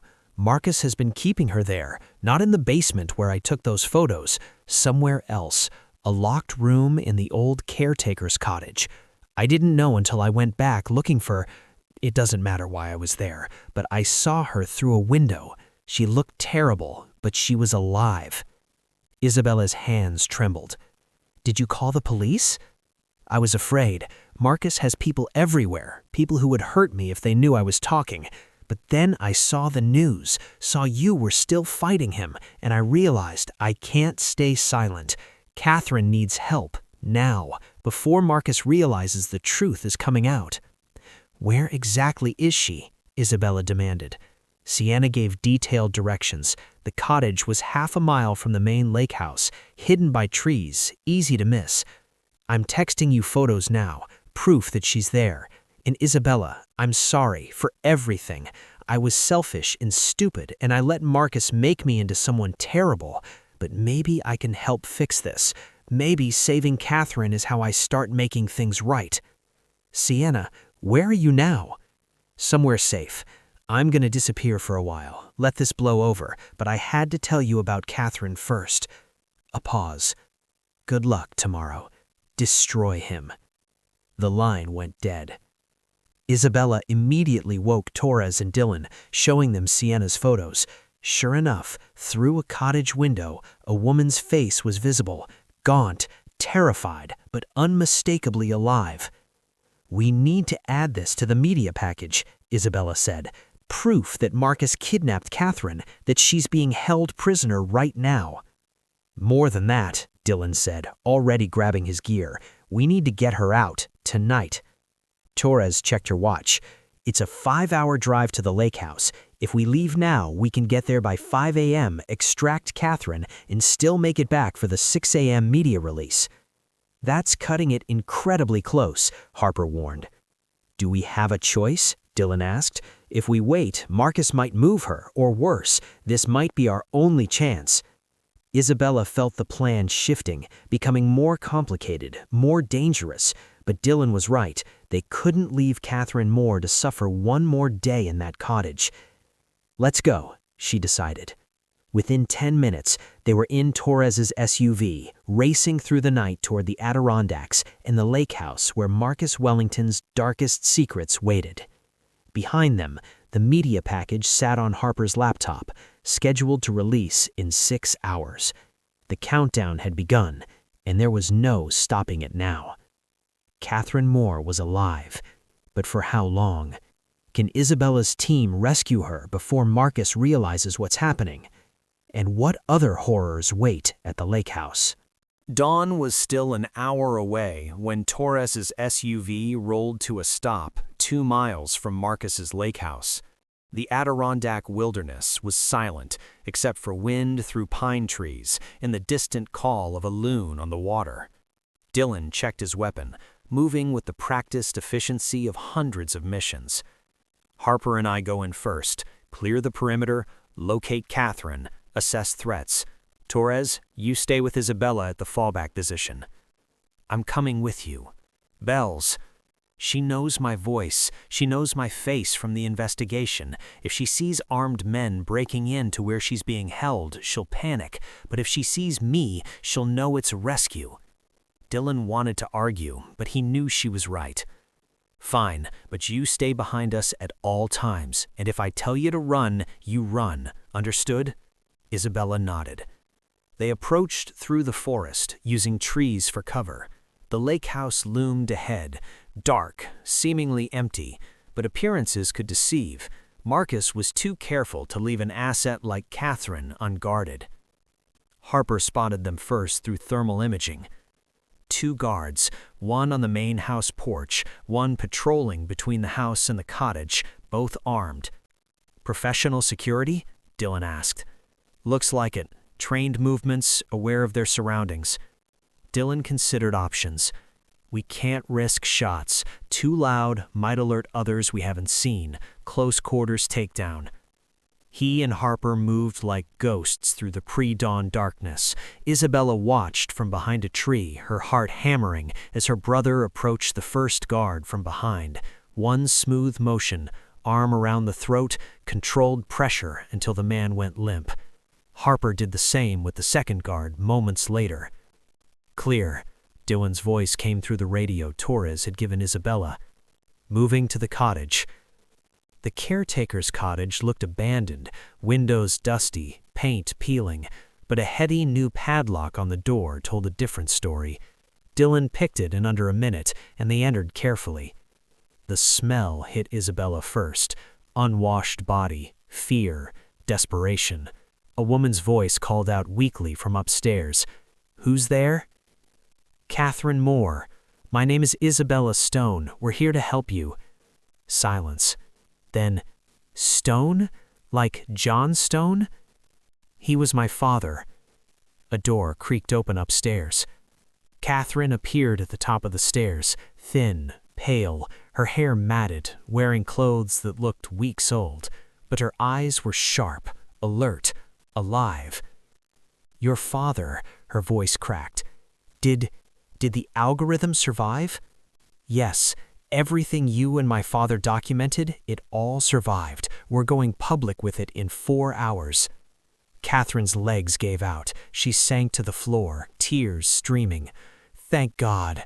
I thought I'd die here with no one knowing the truth." Dylan and Harper helped her stand. "We need to move fast," Dylan gently said. "Can you walk?" "I'll crawl if I have to," Catherine said with surprising steel in her voice. "Just get me away from here." They were halfway back to the SUV when Torres's urgent voice crackled through the radio. "Abort! Abort! Multiple vehicles approaching on the main road. 3 black SUVs, moving fast." Dylan cursed. "How far?" 2 minutes to the property line. Too close. They'd never make it to their vehicle without being seen. "The boathouse," Catherine said suddenly. "Behind the main house, there's a boat in a hidden exit to the lake. Marcus never changed the locks, probably forgot it was there." They ran. Isabella's lungs burned as they sprinted through the trees, Catherine stumbling but keeping pace through sheer determination. Behind them they heard vehicles arriving, doors slamming, voices shouting. "They know," Harper said. "Someone tipped them off." The boathouse was ancient, barely standing. Inside, a small motorboat sat in the water, covered in dust. Dylan yanked the cover off, while Harper got Catherine and Isabella into the boat. "What about you?" Isabella asked her brother. "Someone needs to lead them away from you. Harper and I will draw them off, then circle back to Torres." He grabbed her shoulders. "You take Catherine. Follow the shore north for 3 miles. You'll hit a public marina. Torres will meet you there." "Dylan!" "Go, Bells, now." He and Harper disappeared into the woods just as flashlights swept the area. Isabella fired up the boat's motor. It coughed, sputtered, then roared to life. She steered them out into the dark water as shouts erupted from the shore behind them. Bullets sparked off the water. Catherine ducked low. "They're shooting at us." Hold on. Isabella pushed the throttle wide open. The boat leaped forward, cutting through morning mist. Behind them, Marcus's security fired wildly, but they were already too far out, moving too fast. Isabella steered toward the north shore, her hands white-knuckled on the wheel, her mind racing. 3 miles of open water, 3 miles exposed, with dawn breaking and their pursuers surely calling for backup. Catherine huddled in the bottom of the boat, shaking. I never thought I'd escape. 18 months in that cottage. 18 months of Marcus visiting, promising to let me go if I just told him where your father hid the algorithm. You never told him? I didn't know. Your father never told me. He said it was safer that way. If I didn't know, I couldn't betray him even under torture. Catherine looked up at Isabella, but Marcus didn't believe me. He kept thinking if he scared me enough, hurt me enough, I'd remember something useful. What did he do to you? Isabella asked, though part of her didn't want to know. Psychological torture mostly. Isolation, showing me news reports about my family searching for me, telling them I was dead, making me believe the whole world had forgotten me. Catherine's voice was hollow. He's a monster, Isabella, a genuine monster who hides behind expensive suits and charity galas. Not for much longer. In 3 hours, the world sees who he really is. They reached the north shore as dawn painted the sky pink and gold. The public marina was small, a few docks, a shuttered bait shop, no one around this early. Torres was waiting, her SUV idling, back door open. Get in, we need to move. Isabella helped Catherine into the vehicle. Where's Dylan? He and Harper led Marcus's people on a chase through the woods. Last I heard, they were fine, heading south to throw them off. They'll meet us back at the warehouse. As they drove away, Isabella looked back at the lake, praying her brother would be okay. Her phone buzzed, a text from an unknown number. Nice try, Isabella, but you can't hide from me. I'm coming for you, all of you. WMW. Marcus knew. Despite everything, despite our careful planning, he knew what we were doing, and he was coming. In newsrooms across America and around the world, editors opened their emails and found the package Isabella had prepared. Within minutes, phones were ringing, producers were shouting, and the biggest story of the year was breaking simultaneously everywhere. CNN, breaking news. Tech billionaire Marcus Wellington accused of abuse, fraud, murder. New York Times, Wellington empire built on corruption and violence. Exclusive documents reveal decades of crime. BBC, American CEO linked to missing Pentagon employee. Murder investigation reopened. Washington Post, how Marcus Wellington stole his way to billions. A father's last testament. Isabella watched it unfold from Torres's laptop in the back of the SUV. Her hands shook as she scrolled through headlines, saw her own face appearing on news sites, read quotes from her father's journal being analyzed by experts. Catherine sat beside her, wrapped in a blanket Torres had provided, staring at the screen in disbelief. It's really happening. The truth is finally coming out. Marcus is in Boston at that tech conference, Torres said, watching a live stream on her phone. He just walked on stage to give his keynote speech. He doesn't know yet. They watched as Marcus approached the podium, confident, smiling. He began his prepared remarks about innovation and leadership. Then his assistant rushed onto the stage, whispered urgently in his ear. Marcus's smile vanished. He looked at his phone, his face going from confused to shocked to furious in seconds. He gripped the podium as if to steady himself. I need to cut this short, he announced to the confused audience. There's an emergency I need to address. He fled the stage. Within minutes, video of his panicked exit was viral. He knows, Isabella said quietly. Now the real fight begins. Torres's phone rang. She answered, listened, and her expression turned grim. Understood. We're moving now. She hung up and looked at Isabella. The FBI has issued a warrant for Marcus's arrest, multiple charges: kidnapping, fraud, obstruction of justice, and now they're adding conspiracy to commit murder based on Catherine's testimony and your father's documentation. "Will they catch him?" asked Catherine. "He'll run," Torres predicted. "Men like Marcus always run when cornered. He has resources, connections, probably had escape plans ready for years. But the difference this time is that we froze his accounts. We activated the kill switch on his servers right when the news broke. He's got nowhere near the money he's used to." Isabella's phone rang. Dylan. She answered immediately. "Are you okay?" "Fine. Harper and I made it out. Took a creative route, but we're clear." He paused.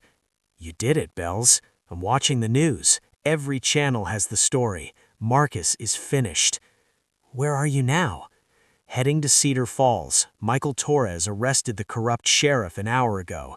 They're rounding up everyone on Wellington's payroll. The whole town is in chaos. People are realizing their local government has been bought. There's going to be a reckoning." Isabella felt a weight lift. Justice was happening, really happening. But her relief was short-lived. Torres's phone rang again. This time her face went pale. "What?" asked Isabella. "Marcus isn't running to hide. He's coming here, to New York. My contact says he's demanding to see you. He's threatening to turn this into a hostage situation if you don't meet with him." "That's insane," Catherine said. "He's already lost. What does he think meeting with Isabella will accomplish?"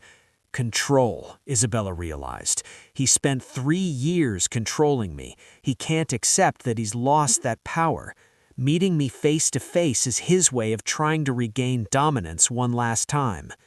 "You're not meeting him," Dylan's voice came through the phone, which was still connected. "Absolutely not. It's too dangerous."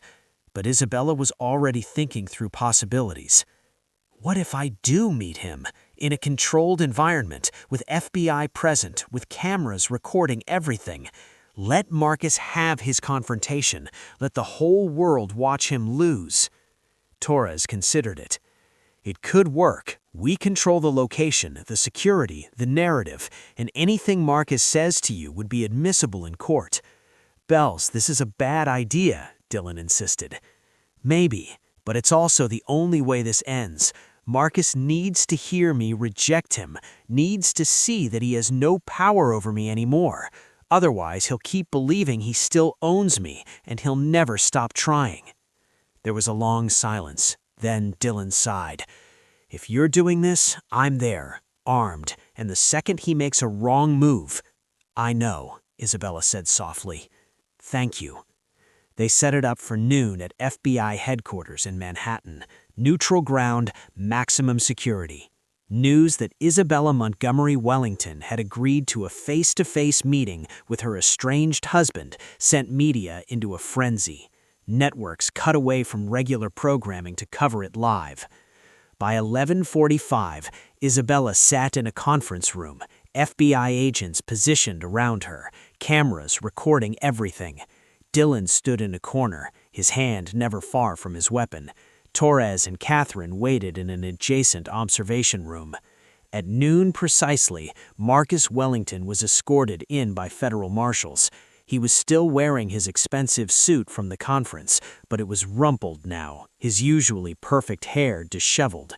He looked like a man whose world was crumbling. When he saw Isabella, something flickered in his eyes. Hope, maybe, or desperation. "Can we have privacy?" he asked the marshals. "No," Torres said from the observation room via intercom. "Everything you say here is being recorded and witnessed. Those are the terms." Marcus's jaw tightened, but he sat down across from Isabella. For a long moment, they just looked at each other. The abuser and the survivor, the liar and the truth-teller. "You destroyed me," Marcus said finally. His voice was hollow. "Everything I built, everything my father built, gone because you couldn't keep your mouth shut." "You destroyed yourself," Isabella corrected quietly. "Every choice you made, to abuse me, to cheat, to steal, to imprison Catherine, Those were your choices. I'm just making sure the world knows the truth." "The truth?" Marcus laughed bitterly. "You have no idea what the truth is.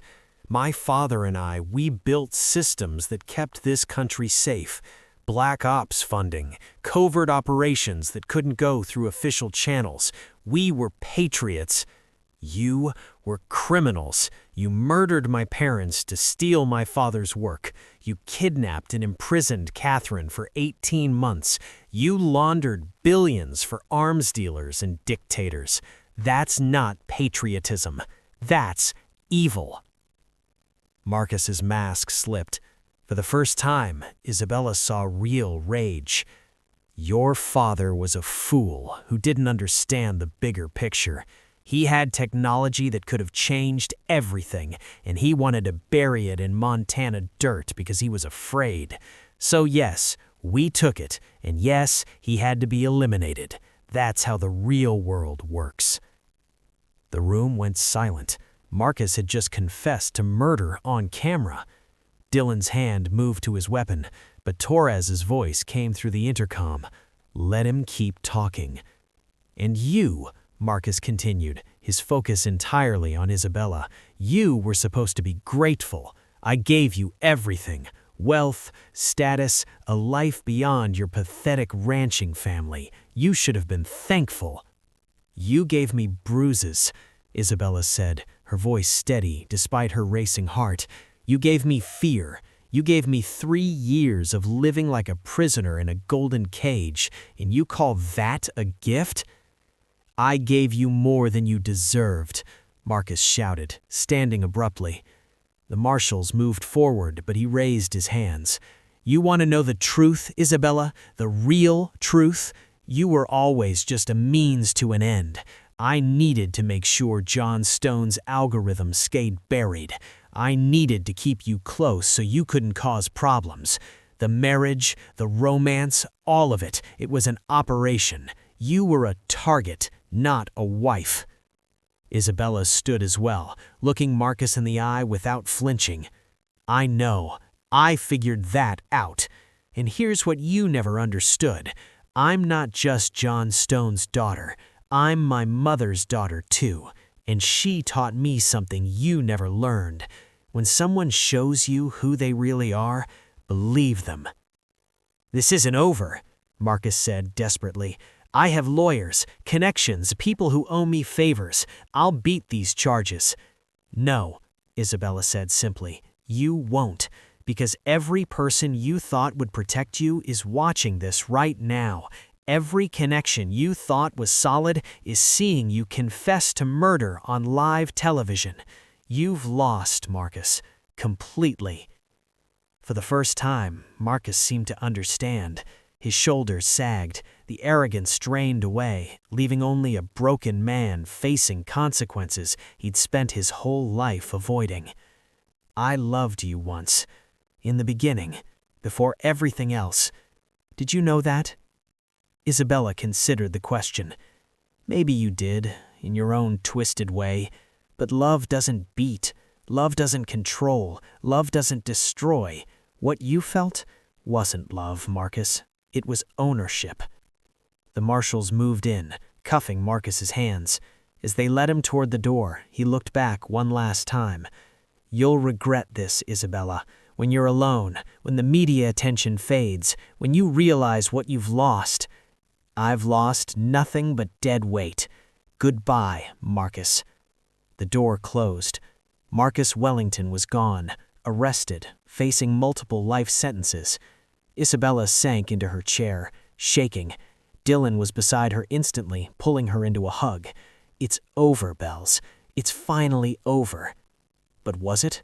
Or was this just the beginning of Isabella's journey to rebuild her life from the ashes of Marcus Wellington's empire? 3 months later, Isabella stood outside a small storefront in Brooklyn, keys in hand. The sign above read, "The Stone Foundation, supporting survivors of domestic violence." Dylan emerged from inside, paint-speckled and grinning. "The back office is done. Catherine's setting up her desk now." Catherine Moore had joined Isabella's new venture as director of operations. After 18 months of captivity, she'd refused to be broken. Instead, she'd thrown herself into helping other survivors, using her Pentagon experience to navigate bureaucracy and secure grants. "How does it look?" Isabella asked. "See for yourself." Inside, the foundation was taking shape. Desks, computers, walls covered with resources for domestic violence survivors, a quiet room for trauma counseling, a legal aid area where attorneys volunteered their time. It was small, but it was real. Sienna appeared from the back room carrying boxes. She'd become an unexpected ally, using her connections and wealth, what hadn't been seized in Marcus's asset forfeiture, to fund the foundation's first year of operations. "These are the last of the brochures," Sienna said, setting them down. "We printed 5,000 to start." Isabella still felt strange working alongside her husband's former mistress, but Sienna had proved herself sincere in wanting to make amends. They'd never be friends, but they'd become allies in the fight against abuse. "Has anyone heard from Torres?" Catherine asked. "She texted this morning," Dylan said. "The trial's been set for January. Marcus's lawyers tried every delay tactic, but the evidence is too overwhelming. He's going to spend the rest of his life in prison." The trial had dominated headlines for weeks. Marcus Wellington's empire had collapsed spectacularly, his company taken over by a board that immediately cooperated with investigators, his properties seized, his bank accounts frozen. Everyone connected to his crimes was facing their own reckonings. But for Isabella, the most significant development was personal. Her divorce had been finalized. After 3 years of being Mrs. Marcus Wellington, she was simply Isabella Stone again. "I've been thinking," Isabella said to the group, "about expanding. There are so many survivors who need help beyond New York. What if we started chapters in other cities?" "Montana," Dylan suggested immediately. "Cedar Falls needs something like this. After everything that came out about local corruption, people are looking for ways to rebuild trust in institutions." "Michael Torres has been asking about that too," Catherine added. "He says there are at least 30 women in Cedar Falls who could benefit from these services." Isabella felt something she hadn't felt in years: purpose. For so long, her life had been defined by Marcus, his needs, his control, his abuse. Now she was defining herself. Her phone rang. Agent Torres. "I have news," Torres said without preamble. "We found something in Marcus's personal safe, a video confession from Richard Wellington recorded just before he died." "What does it say?" "Everything. Richard admits to ordering your parents' deaths. He explains how he had their brake lines cut, how he paid off the sheriff, even how he picked the specific curve on Highway 12 because it would look like an accident. He's proud of it. He treats it like a successful business operation." Isabella sat down, the weight of final confirmation settling over her. She'd known, but knowing and having proof were different things. "Why would he confess on video?" she asked. "Because he was dying and wanted Marcus to understand what had to be done to protect the algorithm. It was meant to be instructional, a father teaching his son the cost of power." Torres paused. "With this evidence, we're reopening your parents' case. We're going to file murder charges posthumously against Richard Wellington to clear their names officially." "Thank you," Isabella said, her voice thick. After Torres hung up, Isabella sat quietly for a moment. Dylan came to sit beside her. "You okay?" "Yeah, I think I am, actually. For the first time in years, I'm not waiting for the other shoe to drop. I'm not afraid of what Marcus might do, who might be watching, what consequences I'll face for speaking truth." She looked at her brother. "I'm free, Dylan. Really free. You earned it, Bells. Every single day of fighting back, every moment of courage, you earned this freedom." Over the next months, the foundation grew. They helped 30 dozen women escape abusive situations, provided legal aid to 17 survivors, and partnered with 5 other organizations across the country. Isabella gave interviews, sharing her story not for attention, but to help others see that escape was possible, that survival wasn't just about leaving, it was about rebuilding. One afternoon, a young woman walked into the foundation. She was 23, bruised, scared, carrying nothing but a backpack. "I saw you on TV," the woman said to Isabella.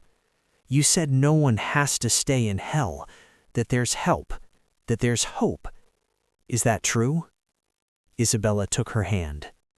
"Yes, it's absolutely true.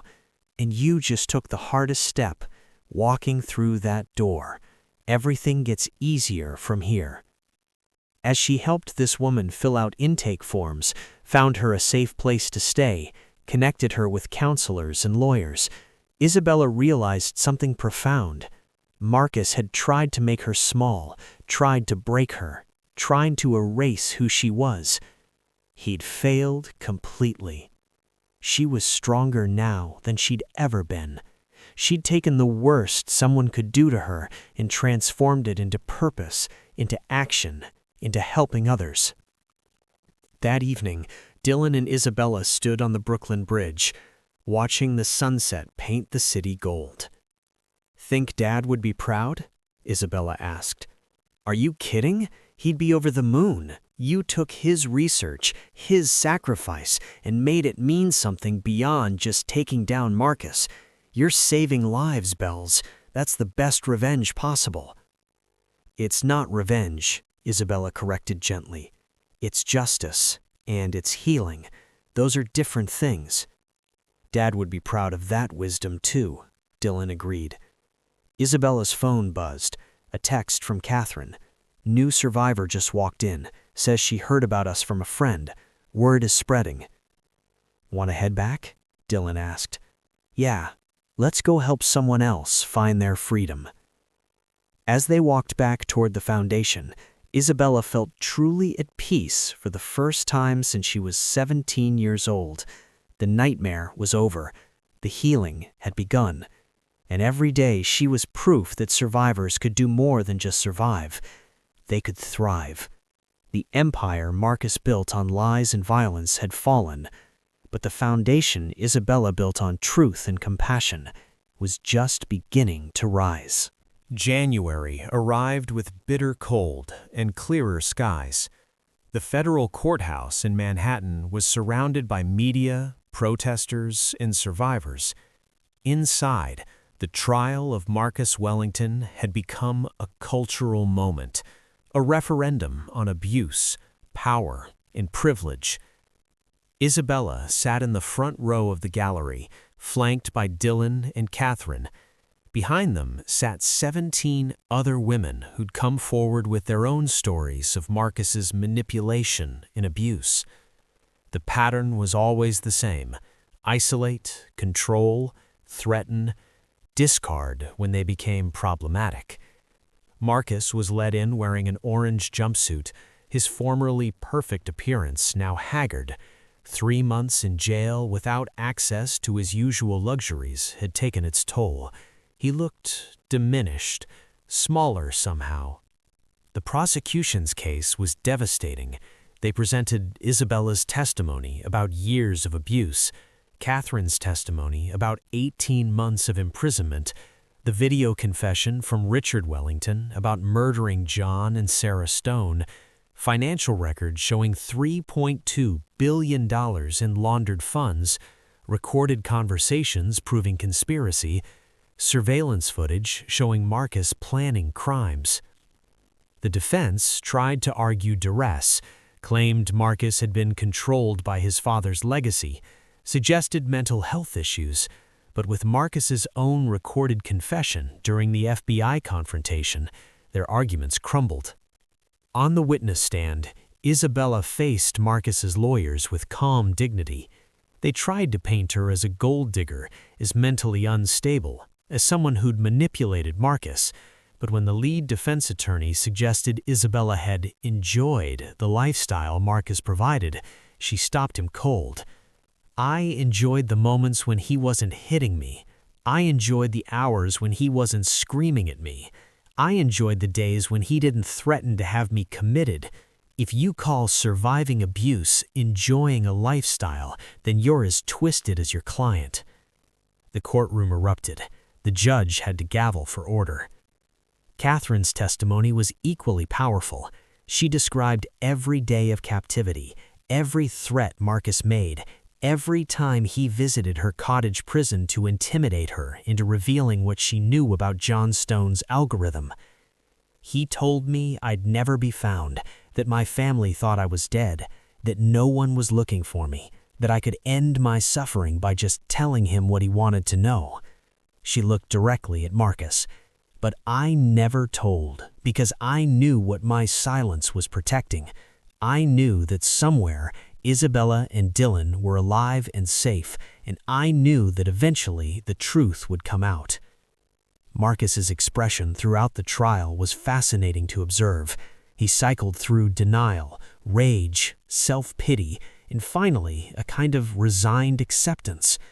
During closing arguments, when the prosecutor called him a predator who weaponized love and trust to destroy lives, Marcus actually nodded slightly. The jury deliberated for 4 hours. When they returned, the forewoman stood and read the verdict. On the count of first-degree kidnapping, guilty. On the count of aggravated assault, guilty. On the count of conspiracy to commit murder, guilty. On the count of money laundering, guilty. 15 counts total, 15 guilty verdicts. The maximum possible sentence, 127 years. When the judge announced Marcus Wellington would serve 5 consecutive life sentences without possibility of parole, Isabella felt tears streaming down her face. Not tears of joy, she took no pleasure in seeing anyone caged, but tears of relief. He couldn't hurt anyone else now. The nightmare was truly over. As marshals led Marcus away, he looked back at Isabella one final time. His lips moved, but no sound came out. Isabella would never know what his last words to her were, and she realized she didn't care. Outside the courthouse, Isabella faced a forest of cameras. Reporters shouted questions. "How do you feel about the verdict? Do you think justice was served? What message do you have for other survivors?" Isabella stepped to the microphone. Dylan stood beside her, solid and supportive. Catherine was on her other side. Sienna stood in the back, along with Michael Torres and Agent Nina Torres, a community of survivors and allies. "My name is Isabella Stone," she began. "For 3 years, I was Mrs. Marcus Wellington, but I was never really his wife. I was his prisoner, his project, his property. Today, justice was served not just for me, but for Catherine Moore, for my parents, for every woman Marcus Wellington hurt." She paused, gathering her thoughts. "But this isn't just about Marcus Wellington. This is about a system that enables abusers, that protects power and privilege, that makes survivors question their own reality.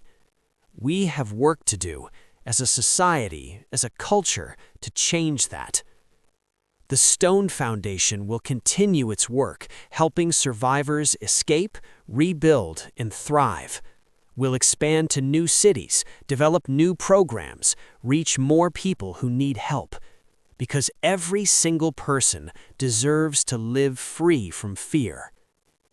To anyone out there in an abusive situation, you are not crazy, you are not weak, you are not alone, and you can escape.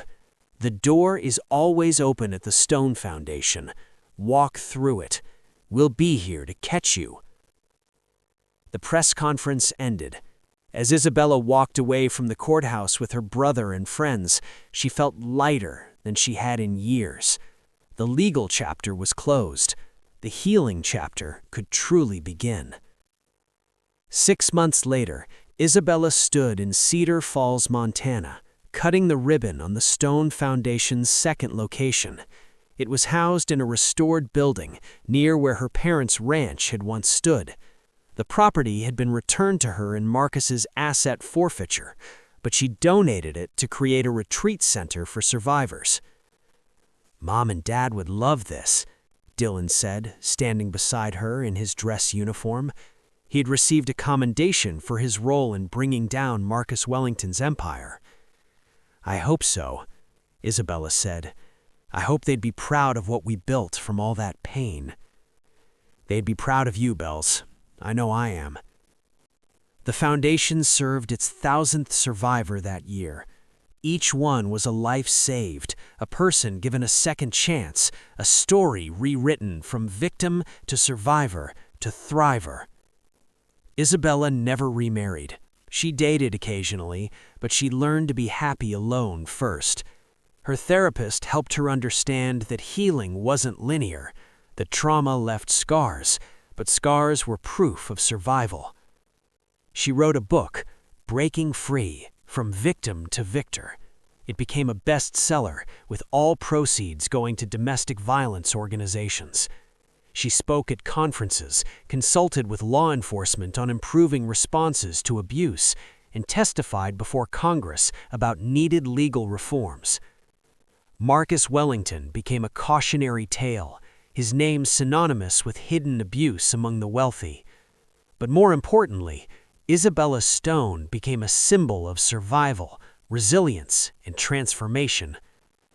5 years after Marcus's conviction, Isabella returned to the federal prison where he was held.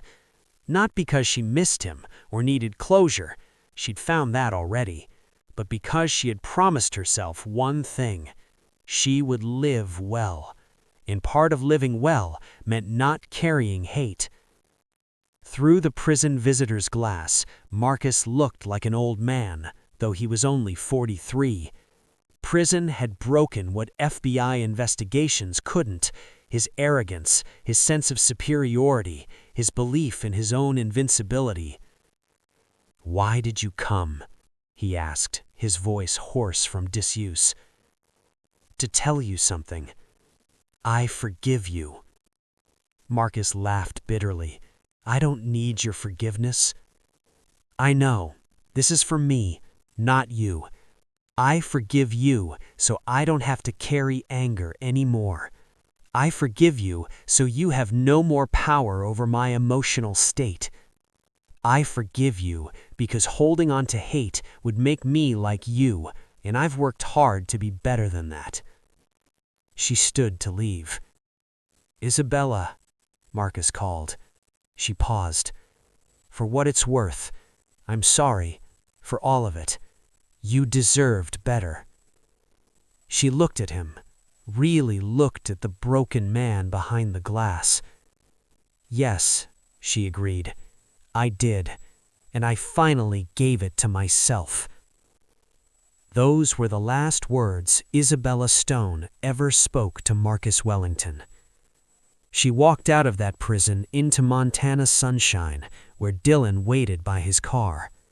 They drove to the old ranch, now a thriving retreat center where dozens of survivors were learning to heal, to hope, to live again. Isabella stood on the hillside where her father had hidden his final testament, where cottonwood trees whispered in the wind, and she made a promise to herself and to the universe. "I will take every dark thing that happened to me and transform it into light for others. I will turn pain into purpose, trauma into triumph, survival into service. This is my life now. Mine to live, mine to give, mine to celebrate. And no one will ever take that from me again."